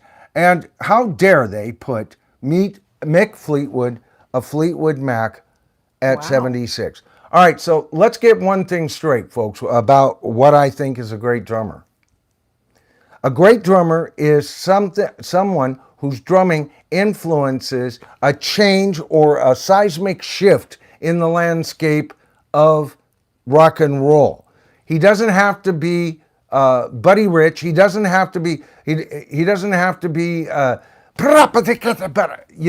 of drummer to make him a truly great drummer. As you guys know, I rank Ringo Starr quite highly. Yeah. And drummers Love who have Ringo. gone in and tried to replicate his hardest stuff, all of a sudden they turn around and always say, I thought he was easy. He's not. Yeah. Okay? And I love the fact that George Harrison, what was it on Here Comes the Sun? And he goes, you don't understand. It's in 7/8 time. And you just do this 7/8, 1, 2, 3, 4, 5, 6, 7, 8, 1, 2, 3, 4. And he goes, nah, George, I don't know that shit. When you get to that part, I'll go, da-da-da-da, da-da-da-da, da-da-da-da. He felt the music. That makes him a great drummer. Okay? Mick Fleetwood should be in the top 20. He's a monster. But maybe you guys don't agree with me. All right. At number 75, we've got Greg Bissonette, I guess, who drums for David Lee Roth. How did he get on this list? Pat Mastelotto, I think is how you pronounce his name, from King Crimson at 74. Okay? Let's get on down here and cover this. Speaking of Iron Maiden, Clive Burr at 68.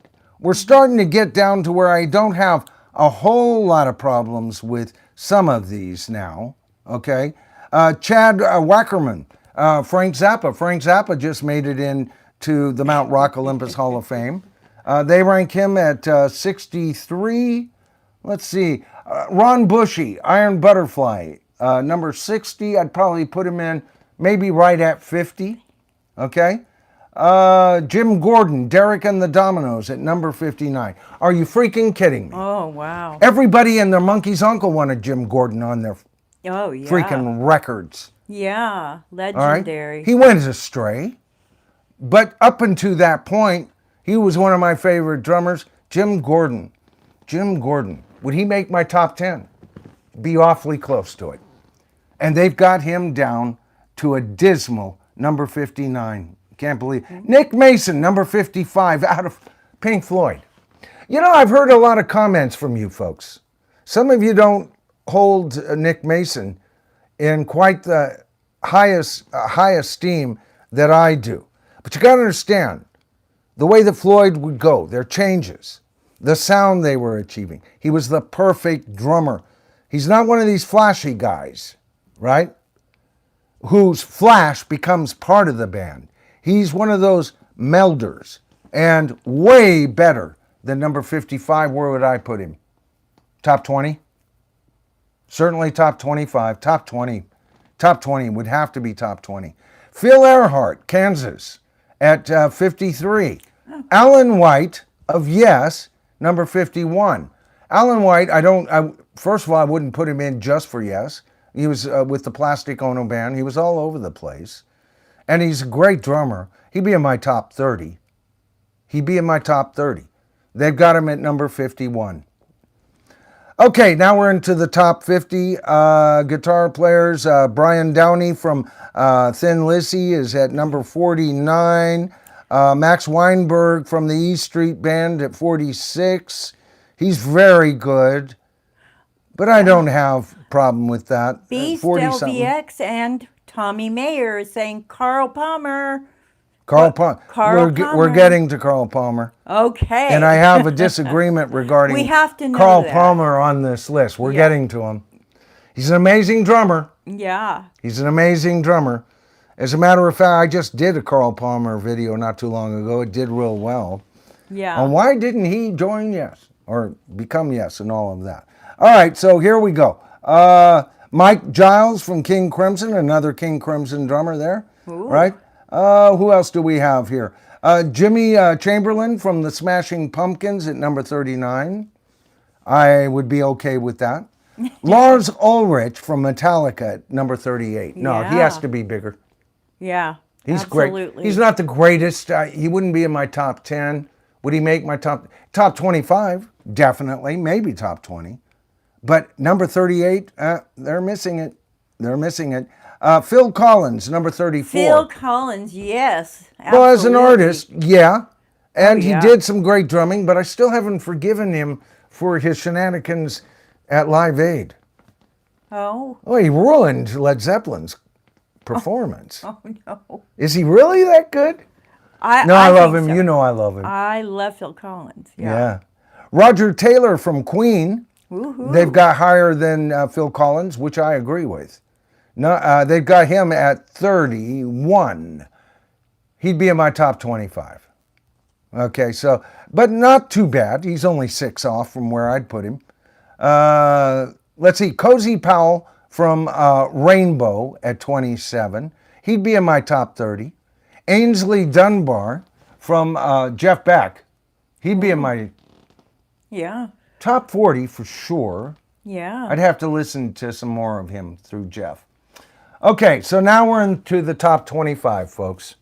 Now I'm going to read them all, if I can pronounce some of these names. Mike Shreve from Santana, number 25, definitely needs to be in the top 25. David Garibaldi from Tower of Power, damn straight, he'd be in my top 30. Top 25, I don't know. You know I love Tower of Power. He's good, but I have no trouble with this. Mitch Mitchell is in the top 25 with number 23. I rank him much higher. Steve Smith from Journey, probably the better of the Journey drummers. Top 25, no. Bill Ward from Black Sabbath, 21. He'd be in my top 15. Yeah. So Yeah, he's a little pretty low damn there. good, He's yeah. deceptively good, folks. If you think he's, he's no, Jimmy Page, as Jimmy Page is on the guitar. He is. He's good. He's very good. I Yeah. love him. So where were we? Bernard Purdy from, I guess he's a session drummer. I wouldn't put a session drummer on this. I want rock stars, for mine, because if you're going to start including session drummers, there'd be no room for actual people who are in bands. Yeah. Yeah. It'd all be about the session All drummers. freaking session drum. I would include Hal Blaine Yeah. on my list, and he's a session drummer, but he was with the Wrecking Crew. I love Hal Blaine. But session drummers, they're a dime a dozen, and they're twice as good as usually as the guy in the band. Yeah. That's why they're session drummers. No, we don't need Exactly. any mistakes. The timing's important. Yep. So I could see, but on their list, they're including him. Tommy Aldridge from Ozzy Osbourne era, right? Stuart Copeland at number, Tommy was at number 19, Stuart Copeland at number 18. In my top 10 for sure, way underrated here. Somebody better start going to listen to the Police. I don't know what the hell is wrong. Jeff Porcaro would be in my top 20 from Toto, and his work with Steely Dan, In and Out, right? Benny Benjamin, Funk Brothers. I guess there's several drummers with the Funk Brothers because I saw their name earlier. I just didn't bring them up. Earl Palmer, another session man. Yeah. Wouldn't be on my list. Carmen Appice, number 14. Now we're getting close to where I'd put him. He might be 1 or 2 spots among that. Vastly underrated drummer. Ringo Starr at number 13. Woohoo. He'd be in my top 10, but I'm glad. See, even drum magazines and drum publications see the greatness in Ringo Starr. Everybody goes, oh, yes, he's the least talented Beatle. Want to bet? Oh, come on. Wanna I bet? get tired of hearing that. No, yeah. No. You can't have the Beatles without Ringo Starr. That's right. He's irreplaceable. iconic. Yes. Absolutely. Ringo. All right, and then they give Danny Carey from Tool, number 12. He'd be in my top 20. Okay? Yeah. So they're giving him a little more weight than I would. Mike Portnoy, Dream Theater, I'd have to listen more. I chose Parasomnia I'm just getting into him. And boy, what's on Parasomnia? Yeah, I could see him doing it. And he might wind up on a newly created list of mine. I'm a new fan of his. So he got high. He's number 10. He's in the top 10. Oh, wow. All right, number 9, Ian Pace, Deep Purple. He'd be in my top 10, higher than number 9. Yeah. Hal Blaine. All right. Ooh. Now, I wouldn't put Hal Blaine in my top 10, but I'd probably put him in my top 15 because he was a session drummer. But I'm a big fan of him. They got him here at number 8, and I love this. He'd be higher in my list. But from Yes, Bill freaking Bruford. I love it. Woohoo. Number 7. All right. Terry Bazio from Frank Zappa. Royce is having a heart attack right now. Ginger Baker is number 5 from Cream. It's a big one, Elizabeth. It's a big one, right, Royce? Oh, man. All right, you guys talked about Carl Palmer, number 4, ELP. Woohoo. Emerson, Lake and Palmer. Emerson, Lake and Palmer. Okay. And since he's at number 4, Carl Palmer would be in my top 10. But I would just take Bill Bruford out of his number 7 spot and put him right in at number 4 for me. Number 3, Keith Moon. He'd be number 2 for me. Yeah. John Bonham, number 2. John Bonham, yeah. He'd be number 1 for me. Yeah, number 1. And then Neil Peart at number 1. He's great, but he'd only be in my top 10 and nowhere near the top 5. But they got him in as the number 1 drummer. Do you guys agree with that or not? Anybody giving you any input on these drummers, babe? Well, Beast says Danny Carey is insanely good. Who? Danny Carey. Danny Carey. Yeah. Okay, the name's not familiar. Type out Danny Carey and what band or what's his Beast. name? What band? Yeah. And then I may have read him off, but it would have been one of the ones I didn't know about, but I was okay with the band and I don't know. There are a lot of great drummers that are on this list. He says he's from Tool. Tool. Dwayne New Lady says he's from Tool. Okay, so did I cover him? Did I cover him? Because I did cover Tool. I bought, what is that thing called? Lateralis or whatever. And that's when I became a fan. Yeah. I never became such a fan that I looked into who was in the band or anything. But I bought like 3 of their albums. I love it. I love them. Oh. I love Off Timing, Yeah. you know me and trippy music, baby. Yeah, flexible. Yeah.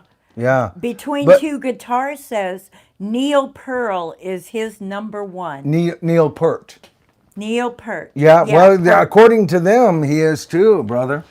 And he's in my top 10. I mean, he's amazing. And he fits the bill of not just being a drummer. You know, like Ringo's not just a drummer. You know, I'll just do this ba-da-da-da, ba-da-da-da, ba-ba-ba on your little 7/8 number, Georgie. How about right? Ginger Baker? But with Neil Peart, he also wrote their lyrics. Oh, wow. Ginger Baker was on the list. I think we covered him, didn't we? God, I don't remember hearing Ginger Baker. But, yeah, good. Wasn't he? Oh, my God. If he's not see, Ginger Baker might be in my top 5. Yeah, there I know you go. he would be with Royce. Yeah. Yeah, he was an animal. He was an animal drummer and an animal of a man. Oh. Yeah, red hair and carried his anger right to his skin. He always had rosy red cheeks. Oh, well, that... Somebody in the comments right now are going, that's because of the alcohol he drank, Noland. Well, that's a skin condition called rosacea. Yeah, I know. Yeah. I know. Yeah. But you often see people who are very quick to anger. They have rosy cheeks. They wear their blood right close to the skin. You know? Yeah, they can't help it. Yeah. That's why I always like redheaded women like you. Oh, thank you, hon. You know. Golly gee. Al Val says B.J. Wilson should have been on the list. Yeah, and who is he with? B.J. Wilson. B.J. Wilson. Yeah, I don't know exactly. Portnoy, you brought that up. We did. I agree with you there. Dr. Rick says Mitch Mitchell's. Deuce. Who? Mitch Mitchell's. Mitch Mitchell's, yeah. We covered him. Big time. Big Dwayne time. says that B.J. Wilson from Procol Harum. Okay. Yeah. And he might be on the list, and I just didn't get to. I had to kind of skip down. I wasn't going to read No, 200 I didn't hear names. him. Yeah, I didn't That'll hear bore him. everybody. I already read a good 60 of them, Yep. but we couldn't just go on. And many of them I didn't even know. There's a lot of session drummers in there, because they're in the know, Yeah, being of a course. drummer magazine, Yeah. And then because that happens, then you got to take them seriously. And the thing is with me, drumming is integral Oh, I love to a percussion. band finding a sound that they Oh, can lock yeah, into. absolutely. They're the foundation. It becomes almost the skeleton of this That's monster right. that you're creating in a laboratory. The circulatory system is like, the bass player. And the muscles might come from keyboards or other percussionists or a saxophone or a lead guitarist, right? And then the skin worn over, the look is usually the vocalist, right? And then the nervous system itself, connected to the brain, is the songwriters. And it becomes this body. But this body would fall like a glob of goop if there was no skeleton to keep it floating, huh? I love it. I love it. All right, let's see. Where are we at here? Oh, God, we've gone 2 hours already. Yeah. My goodness. I did want to bring up a couple of things here about the Grammys before we get done here. Caitlin was talking about the Grammys today, and, she's a big fan of it. I know a lot of you are as well. And, see, Carol, yeah, okay, good. Well, did I just do this the wrong way? But to me, I've never liked the Grammys. Yeah, me And- neither. yeah. I mean, it's gotten ridiculous. Well, I mean, remember when I was young, none of my rockers ever got into the damn thing. I mean, know? did you see some of the women's outfits? It's crazy, and I only saw that. I saw a picture of one of the Yeah, nameless they're actresses. nearly naked. They had clips to her nipples. Yeah, they have and then it would drape down in the rest of her breasts, Yeah, I mean, showing. Now there's think no about style anymore. Think about the fucking ego on that chick.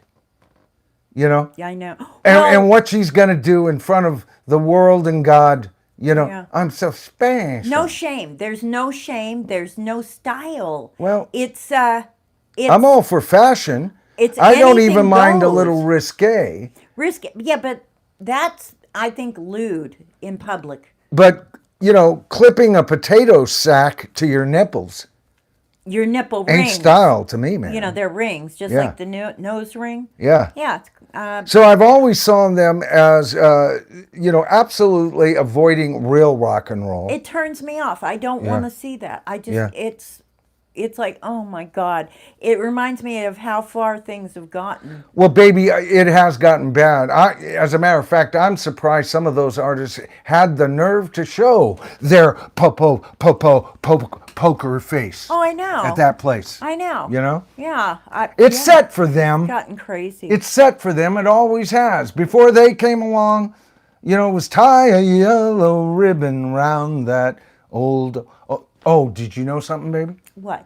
I just heard Tony Orlando died. He did? Yeah, at the crack of dawn. Oh, Michael. Yeah. Nothing is off limits anymore. Nothing's off limits. No, but, to me, that's not rock and roll. It's not art. It's a Hollywood fandango, and I hate the Hollywood crowd know. with a freaking passion. I was going to say passage. I hate them with a passage, too. Okay. Right? Yeah. But everybody's talking about, what a great thing this is. Well, keep in mind, this year, their viewership was down 6 to 9%. In 2024, it was down roughly 15%, okay, from before. So now we're talking 24% down. A quarter of their audience they've lost. They never had me. Yeah. All right. And so some people are saying, well, that's because next year we're really going to do it upright because we're going to ABC, who's owned by Disney. Yeah. Yeah. How many No, it's franchises? It's all about the fake and plastic, and it represents none of the real, the realness. We've Yeah. gotten so far away from the original. Yeah. Everything is, Well, phony. everybody's drooling over a Grammy, and they're going to next year ABC, okay, Yeah. which is owned by who? Disney. Disney, that's right. So they're going the Disney route. Yeah. Bet you guys were worried there. Now you have every reason to have firm faith Yep. in the Grammys to make a comeback. Yep. How many franchises has Disney killed? Oh, God. Star Wars, Yep. right? Since they've been Disney Plus, Yeah. they've killed Star Wars. What about the entire Marvel Cinematic Universe? You know, the last thing that Marvel did that was truly epic was the 2019 Avengers movie.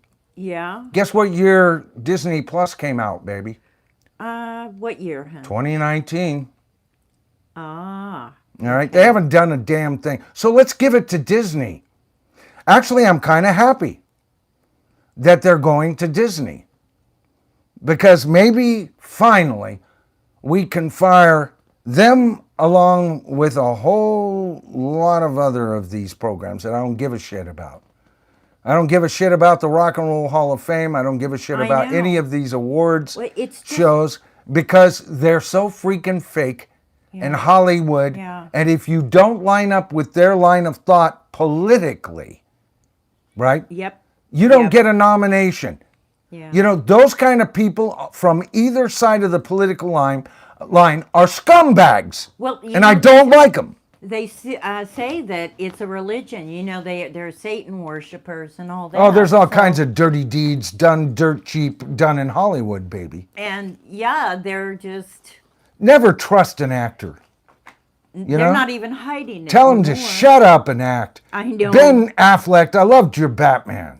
Yeah, but I like who the asked accountant. you? But shut the fuck up, dude. I mean, talk about Gilligan's Island.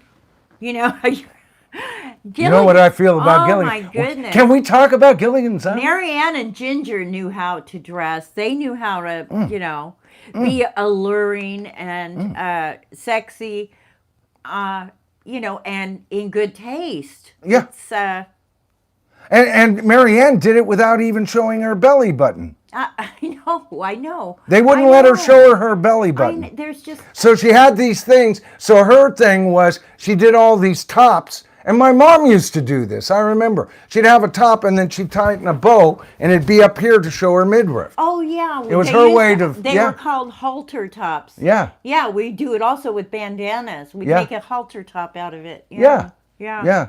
But And that was we her thought way of that getting was past that. risque, you know? Yeah. Yeah. And they said that the actress, I'm trying to think of, who was it? Tina Louise. Tina Louise. Who yeah. Dawn Wells was Marianne. Tina Louise was always trying to get shots, her dressed down as low and to show as much breast as she could. And Schwartz had to talk to her several times. Of course, she thought the whole show was hers. Yeah. She It said, was, she was the star. yeah, she said, oh yeah, she said, I was told I'm the star. Of course And she Schwartz was. said, so when you saw the name of the show, Gilligan's Island, you didn't get a further clue? It wasn't Ginger's Island. Yeah. My goodness. But Gilligan's Island is like kindergarten. Everything you need to know in life Yeah. is covered in 3 seasons on Gilligan's Island. Yeah. You can take their made-for-TV movies and shove them. Yeah, it actually was The series was great. a value watching that. Well, there was a moral compass to the That's show. right. That's right. You know, Exactly. where they weren't all perfect. I mean, Gilligan was a bumbler. How many people that are just that odd But that who you've didn't met in real love life? Gilligan? Skipper was a leader of men. Yep. How many alpha males do you see in real life? Yep. You know, you had Ginger the tease, Yep. Marianne, the woman you'd take home to mom. Yeah. You had a smart guy. You had Well, the Ginger professor. represented the glamorous. Right. And Yeah. they even had a greedy guy. Yeah, that's right. Mr. You know, Howell. Mr. Howell. That's kind of how society is Yeah. made. And Yeah. somehow they made it happen. That's Right there on Gilligan's Isle. I know. You know? I love Gilligan's Island. But see, that's the way society should be today. That's we right. have left thinkers, political thinkers. We have right political thinkers. Somewhere in the middle where we all play nice. They don't want any Nobody's morals. playing nice anymore, no and I hate it. morals. They want no morals. Yeah. None. Well, some of them don't. Well, I'm just saying that's what they want. Right. They're representing society with no morals. Right. And then the other side will put up a set of morals that no man could possibly stand up to and dance like they're keeping them. Well, Satan and they're worship- a lot of them wound up on Epstein's Island. Satan worshippers have no morals. Yeah, That's yeah, exactly yeah. right. Yeah, yeah. So anyway, oops, I did a political thing. Sorry, guys. Well, yeah, we usually don't get Well, I don't usually go this far over preachy. 2 hours. Yeah. You know? I mean, us hippies from back in the day, we were kind of like on the edge. I got along with everybody when I was. Oh, Joseph Blue just came in with a super. Oh my thing. goodness, we're Oh, just ready to Joseph, shut it down. thank you. Joseph, I love you. Thank you so much. Was it a deuce hammer? You said Well, a little more, $5. $5. Thank you, Joseph. 2 deuce hammers. Did he say anything? He did. He said the Grateful Dead featured a unique dual drummer corps consisting of Bill Kurtzman and Mickey Hart, Yeah, yeah, who used world percussion. yeah. I love band. Yeah. I love bands. See, I like the Grateful Dead. Oh, all me right, too. but I never collected their albums. They're good. Well, no, wait a minute. The album that had Touch of Grey on it, I did get that. They Yeah. finally grabbed me, you know. But I was never much for trucking. Yeah. I know a lot of you are right now going do do do do do do do. Love the Grateful It was Dead. a little too hicky for me. Yeah. Right. But they were great live. I'd always watch them. Yeah. And get into the groove on New Year's Eve whenever they do their New Year's Eve show. Yeah. On local television. You know, PBS featured them a couple of times. Yeah. And I could get into them. Artificially enhanced, I could get into them, right? They made a you lot weren't a more deadhead, sense huh? flying higher than a kite Yeah. than they did when I was at work for Loomis and listening to the AM radio on my next stop. Yeah. It was like, no, I don't want to hear it there. But yeah, they were good. And I love, Kimberly loves bands with lots of percussionists. Oh, yeah. Yeah, I my mean, bro- especially like Santana. Yep. Because I love the congas, you know. Yeah. I just love that sound, that Latin sound. Yeah, my brother Yeah. David, who was one of my earliest drummers Yeah. Yeah. in a band called Calico with 2 of my best friends. Oh, yeah. I was out of the state. I was in North Carolina. While I was gone, the band was on hiatus. Ozzy was our drummer, my best and oldest and dearest friend. I think at that time we had Tom Peterson on bass, and my brother David was on drums. And then he was out, you know, doing his own thing. And then he got back into percussion later. He is a master conga player. Oh. And he studied Afro-Cuban beats. He knows it all. He's very knowledgeable about that shit. Way more than me. Alls I know is David was the most talented natural drummer. Do you know, he asked Ozzy over the summer, if Yeah. you're not going to use your drum set, could I take it home and kind of bang on it? And he goes, yeah. Ozzy said by the time he visited him in 2 weeks, the guy pretty much could do anything Ozzy could do. Wow. Who was our Wow. original drummer. Yeah, and then Ozzy went to bass player. That's right. And then Tom Peterson went to rhythm guitar. I was on lead guitar and lead vocals with Tom and my brother David on backing vocals is how it went. Yeah. But great drummer. And Kimberly and I have gone to see David. It's been a long time, but we've gone to see him and his Afro-Cuban groups that he would put together. He'd have a bass player, maybe a few vocal pieces and stuff like that, and about maybe a guitarist and about 6 people in a drum circle. He'd do drum circles for special things in Santa Rosa and stuff like that. Very good drummer. And another great drummer was Kimberly's brother, Marty. Oh, yeah, that's right. Marty Yeah. liked to do that. He loved it. Yeah, he had a nice set Yeah, of congas. Yeah. yeah. He was very good, and he studied it. Yeah, so I'm talking about drummers who have studied. Oh, yeah. Besides just being good. David was good just because he got on it and he goes, well, I think it works like this. Yeah. Okay, 4 on the floor. Okay. I can do Yep. 8th notes on my hi-hat. All right. Hit this and then hit that 2 and the 4 beat. He got that down in like 1 minute. And then he started Yep. experimenting, right? Yep, that's what you do. Yeah. You got to do that, Yeah. right? All right. Okay, guys, listen, we're coming up on 2.5 hours. We're really, really close. I want to thank you all for hanging with me today. Like I said, today I left a message with Royce. It's hard as a content creator, and when you got fellow content creators that just have to stream against you, things like that. And they know that you're there, and they just don't give a shit, And, as my old grandpappy used to say, fudge 'em in the arse, Okay. or something like that. It was close to that. Fun. What? Fudge ain't a bad word. Well, goodness sakes. See what she has to put up with, folks? I know. Anyway, all right, we're going to call this, this has got to be one of the longest streams, if not the longest stream I've ever done. I told you I was working up to it.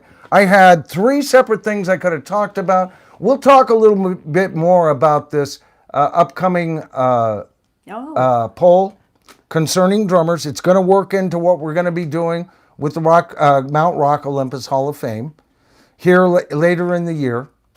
And but the poll could come anytime. I don't have to poll that near that. As a matter of fact, I want breathing room between a multi-part drumming poll and our final poll for the year to catch us up, right? That catches us up.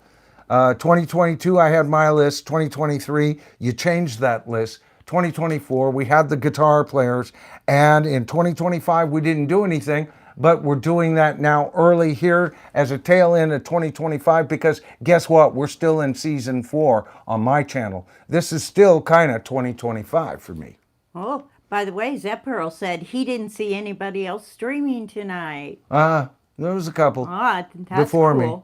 That's cool. Before me, but they were done by then. But yeah, not a fan of certain people, but that's okay. That's all right. Nobody's promised a time zone. I know that. No one's promised a day.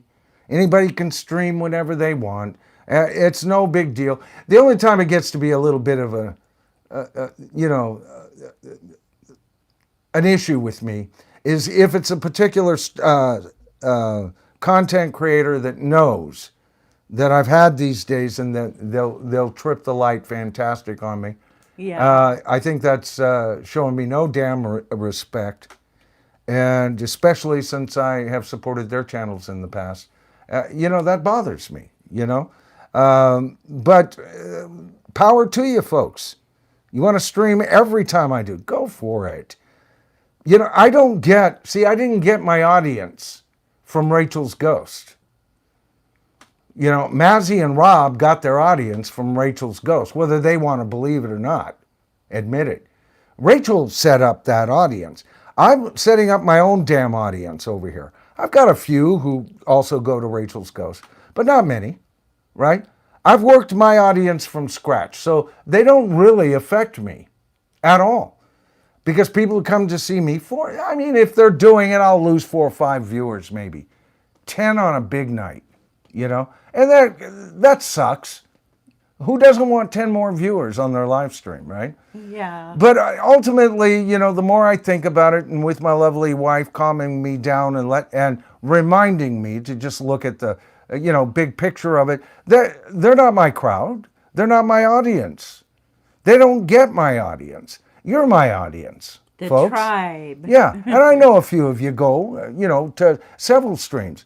And I'm not saying Rachel isn't talented. She's very talented and all of that. But, when you know I exist and you do it on, despite that, you hurt my feelings. And I'm one of those guys, if he gets his feelings hurt, I don't show it. I get angry. I get mad. I get, don't you fucking mess with my feelings there, woman. Yep. But she's very talented, very smart, does it right whenever she doesn't have Mazzy on. Yeah. Got a problem with that, man. Always have Michael really likes Mazzy. No, don't say that, baby. They'll believe you. Oh my goodness. Okay, you're too funny. I'm going to do it all different. It'll just be me. And then he does it. Oops, it's not me. Yep, Dan's got it right. The tribe and the 4 horsemen are home. Absolutely. Amen, Dan. And the 4 horsemen is part of the tribe. And the tribe is part of the warriors over on the 4 horsemen. That's right. Royce and I, Our brother there's a channels. reason why we double team on Sunday, Yeah. And it takes the wind out of me, baby. You've watched me. I know you guys really go at it. Have I ever said this to you? Or how often have I said this to you? Yeah. Baby, I'm so exhausted I can't remove from Every the chair. time. Yeah. When I get off Royce's, right? Yeah, but he can't stop. You Yeah. know, he loves this stuff. He Yeah. loves rock and roll. Oh, I get to the point I just can't move out of this chair. I just sit here. All right, well, I'll review my stream for a minute and see what's going on. I appreciate each and every one of you that have shown up today, that have been a part of this. You know what? This is turning out to be a very special program. And a lot of you are giving me feedback. You believe in the tribe. The tribe I believe in the tribe. Kimberly believes in the tribe. Oh, love And the I know tribe. there's people out there going, Nolan and his tribe, what the hell? Well, there's no room for you over here if you feel that way. Yeah. I believe in it. It happened naturally. I didn't go, let's see, how can I be successful on YouTube? I'll call it the tribe. I was already doing rock thing, and I started going, talking to you guys in the comments. You guys know I spend hours, Mazzy, trying to, reply to comments. And that's when I got the sense, man, this is very tribal. Yep. And so I it started is. ending all of a couple of years before I ever did this stream or anything like that. I ended my videos going, we are the tribe. I believe in it. That's I right. didn't try to think of something. Yeah. This was all so organically arrived at. Right. That's why I laugh at the Rock and Roll Hall of Fame. These are the experts here Yeah. in the tribe. They're the agree. experts. Well, I'll compare, let's see. I'll compare the 55 that we just inducted, the 90 actually, the 25 guitars and 13 bands we already had in for a total of 90. Boy, I should do that. I should find out who are the last 90 Rock and Roll Hall of Fame inductees. I think we'd bury them in the dust. Absolutely would. All right, folks, we have gone 2.5 hours. I knew I could do it one day. Oh, boy. I love each and every one of you, man. This is important to me. Each and every one of you are important to me. As I talked in the beginning of this stream, you guys changed my mind, right? Yeah. And if you don't change my mind in the moment, then you say it again, then you say it again, and then something happens, or I listen to this band, or take a look at your point of view again with a new fresh of eyes, and things change here. I'm not afraid to change, and I'm not afraid to hold my ground. A lot of my thought processes have come from 71 years of hard-ass living, both as a musician, a recovering alcoholic, a martial artist, a nurse, a driver, a courier, and about 1,000 other jobs, pumping gas, washing dishes that I've done in my life. all on the pole side of town, right? And I've come up with them. I've done a lot of thinking, but I ain't dead yet, folks. You guys can still teach me, and you often do, and that's what makes you guys the tribe. I'm the tribe master, and tribe master, don't let that thing. You guys started calling me tribe master. I didn't call myself tribe master, right? You guys did, right? And you call Kimberly the chiefess of the tribe. Divining Dragon. Yeah, Yeah, he gave me right. that moniker. I love it. So I took it on. I love it. And all it means, I don't have more power. I mean, I guess I have ultimate decision-making capabilities. But the way I run my channel is I don't have any more power. It only means I speak first. I'm a fan of Isaac Asimov and his Foundation series. And there was this entity known as the Second Foundation, who were Mentalics, and they had a first speaker. And the only power the first speaker had over the table that was running the universe was he got to speak first. After that, it became a vote, a consensus. And that's what this is, right? Yeah. And so all of that, my life, the books I've read, everything colors how this channel has gone. And I know a lot of you are big fans of Asimov, Star Trek, Gilligan's Island. You know, you get what I'm talking about, right? And it's part of the pop culture that created us as, well, mine, I'd be a baby boomer, right? But it doesn't matter. Gen Z, I don't care. You know, the greatest generation, I don't care. I don't care where you come from. You know, to me, it doesn't matter. But my generation, we had a certain color to our life, a certain soundtrack to our life. Yep. Yeah, I grew up watching body bags being piled up in the Vietnam War from the time I was 9 until I turned 18 and drew a high number when I had to register for the draft, and then Nixon stopped the war. Phew. Who knows? I might have wound up in Canada. Canada? I don't know. Canada's cool. Oh, I love Canada, Yeah. but it's not my hometown. It's not my place. You know, I'm proud to be an American. I want to be here.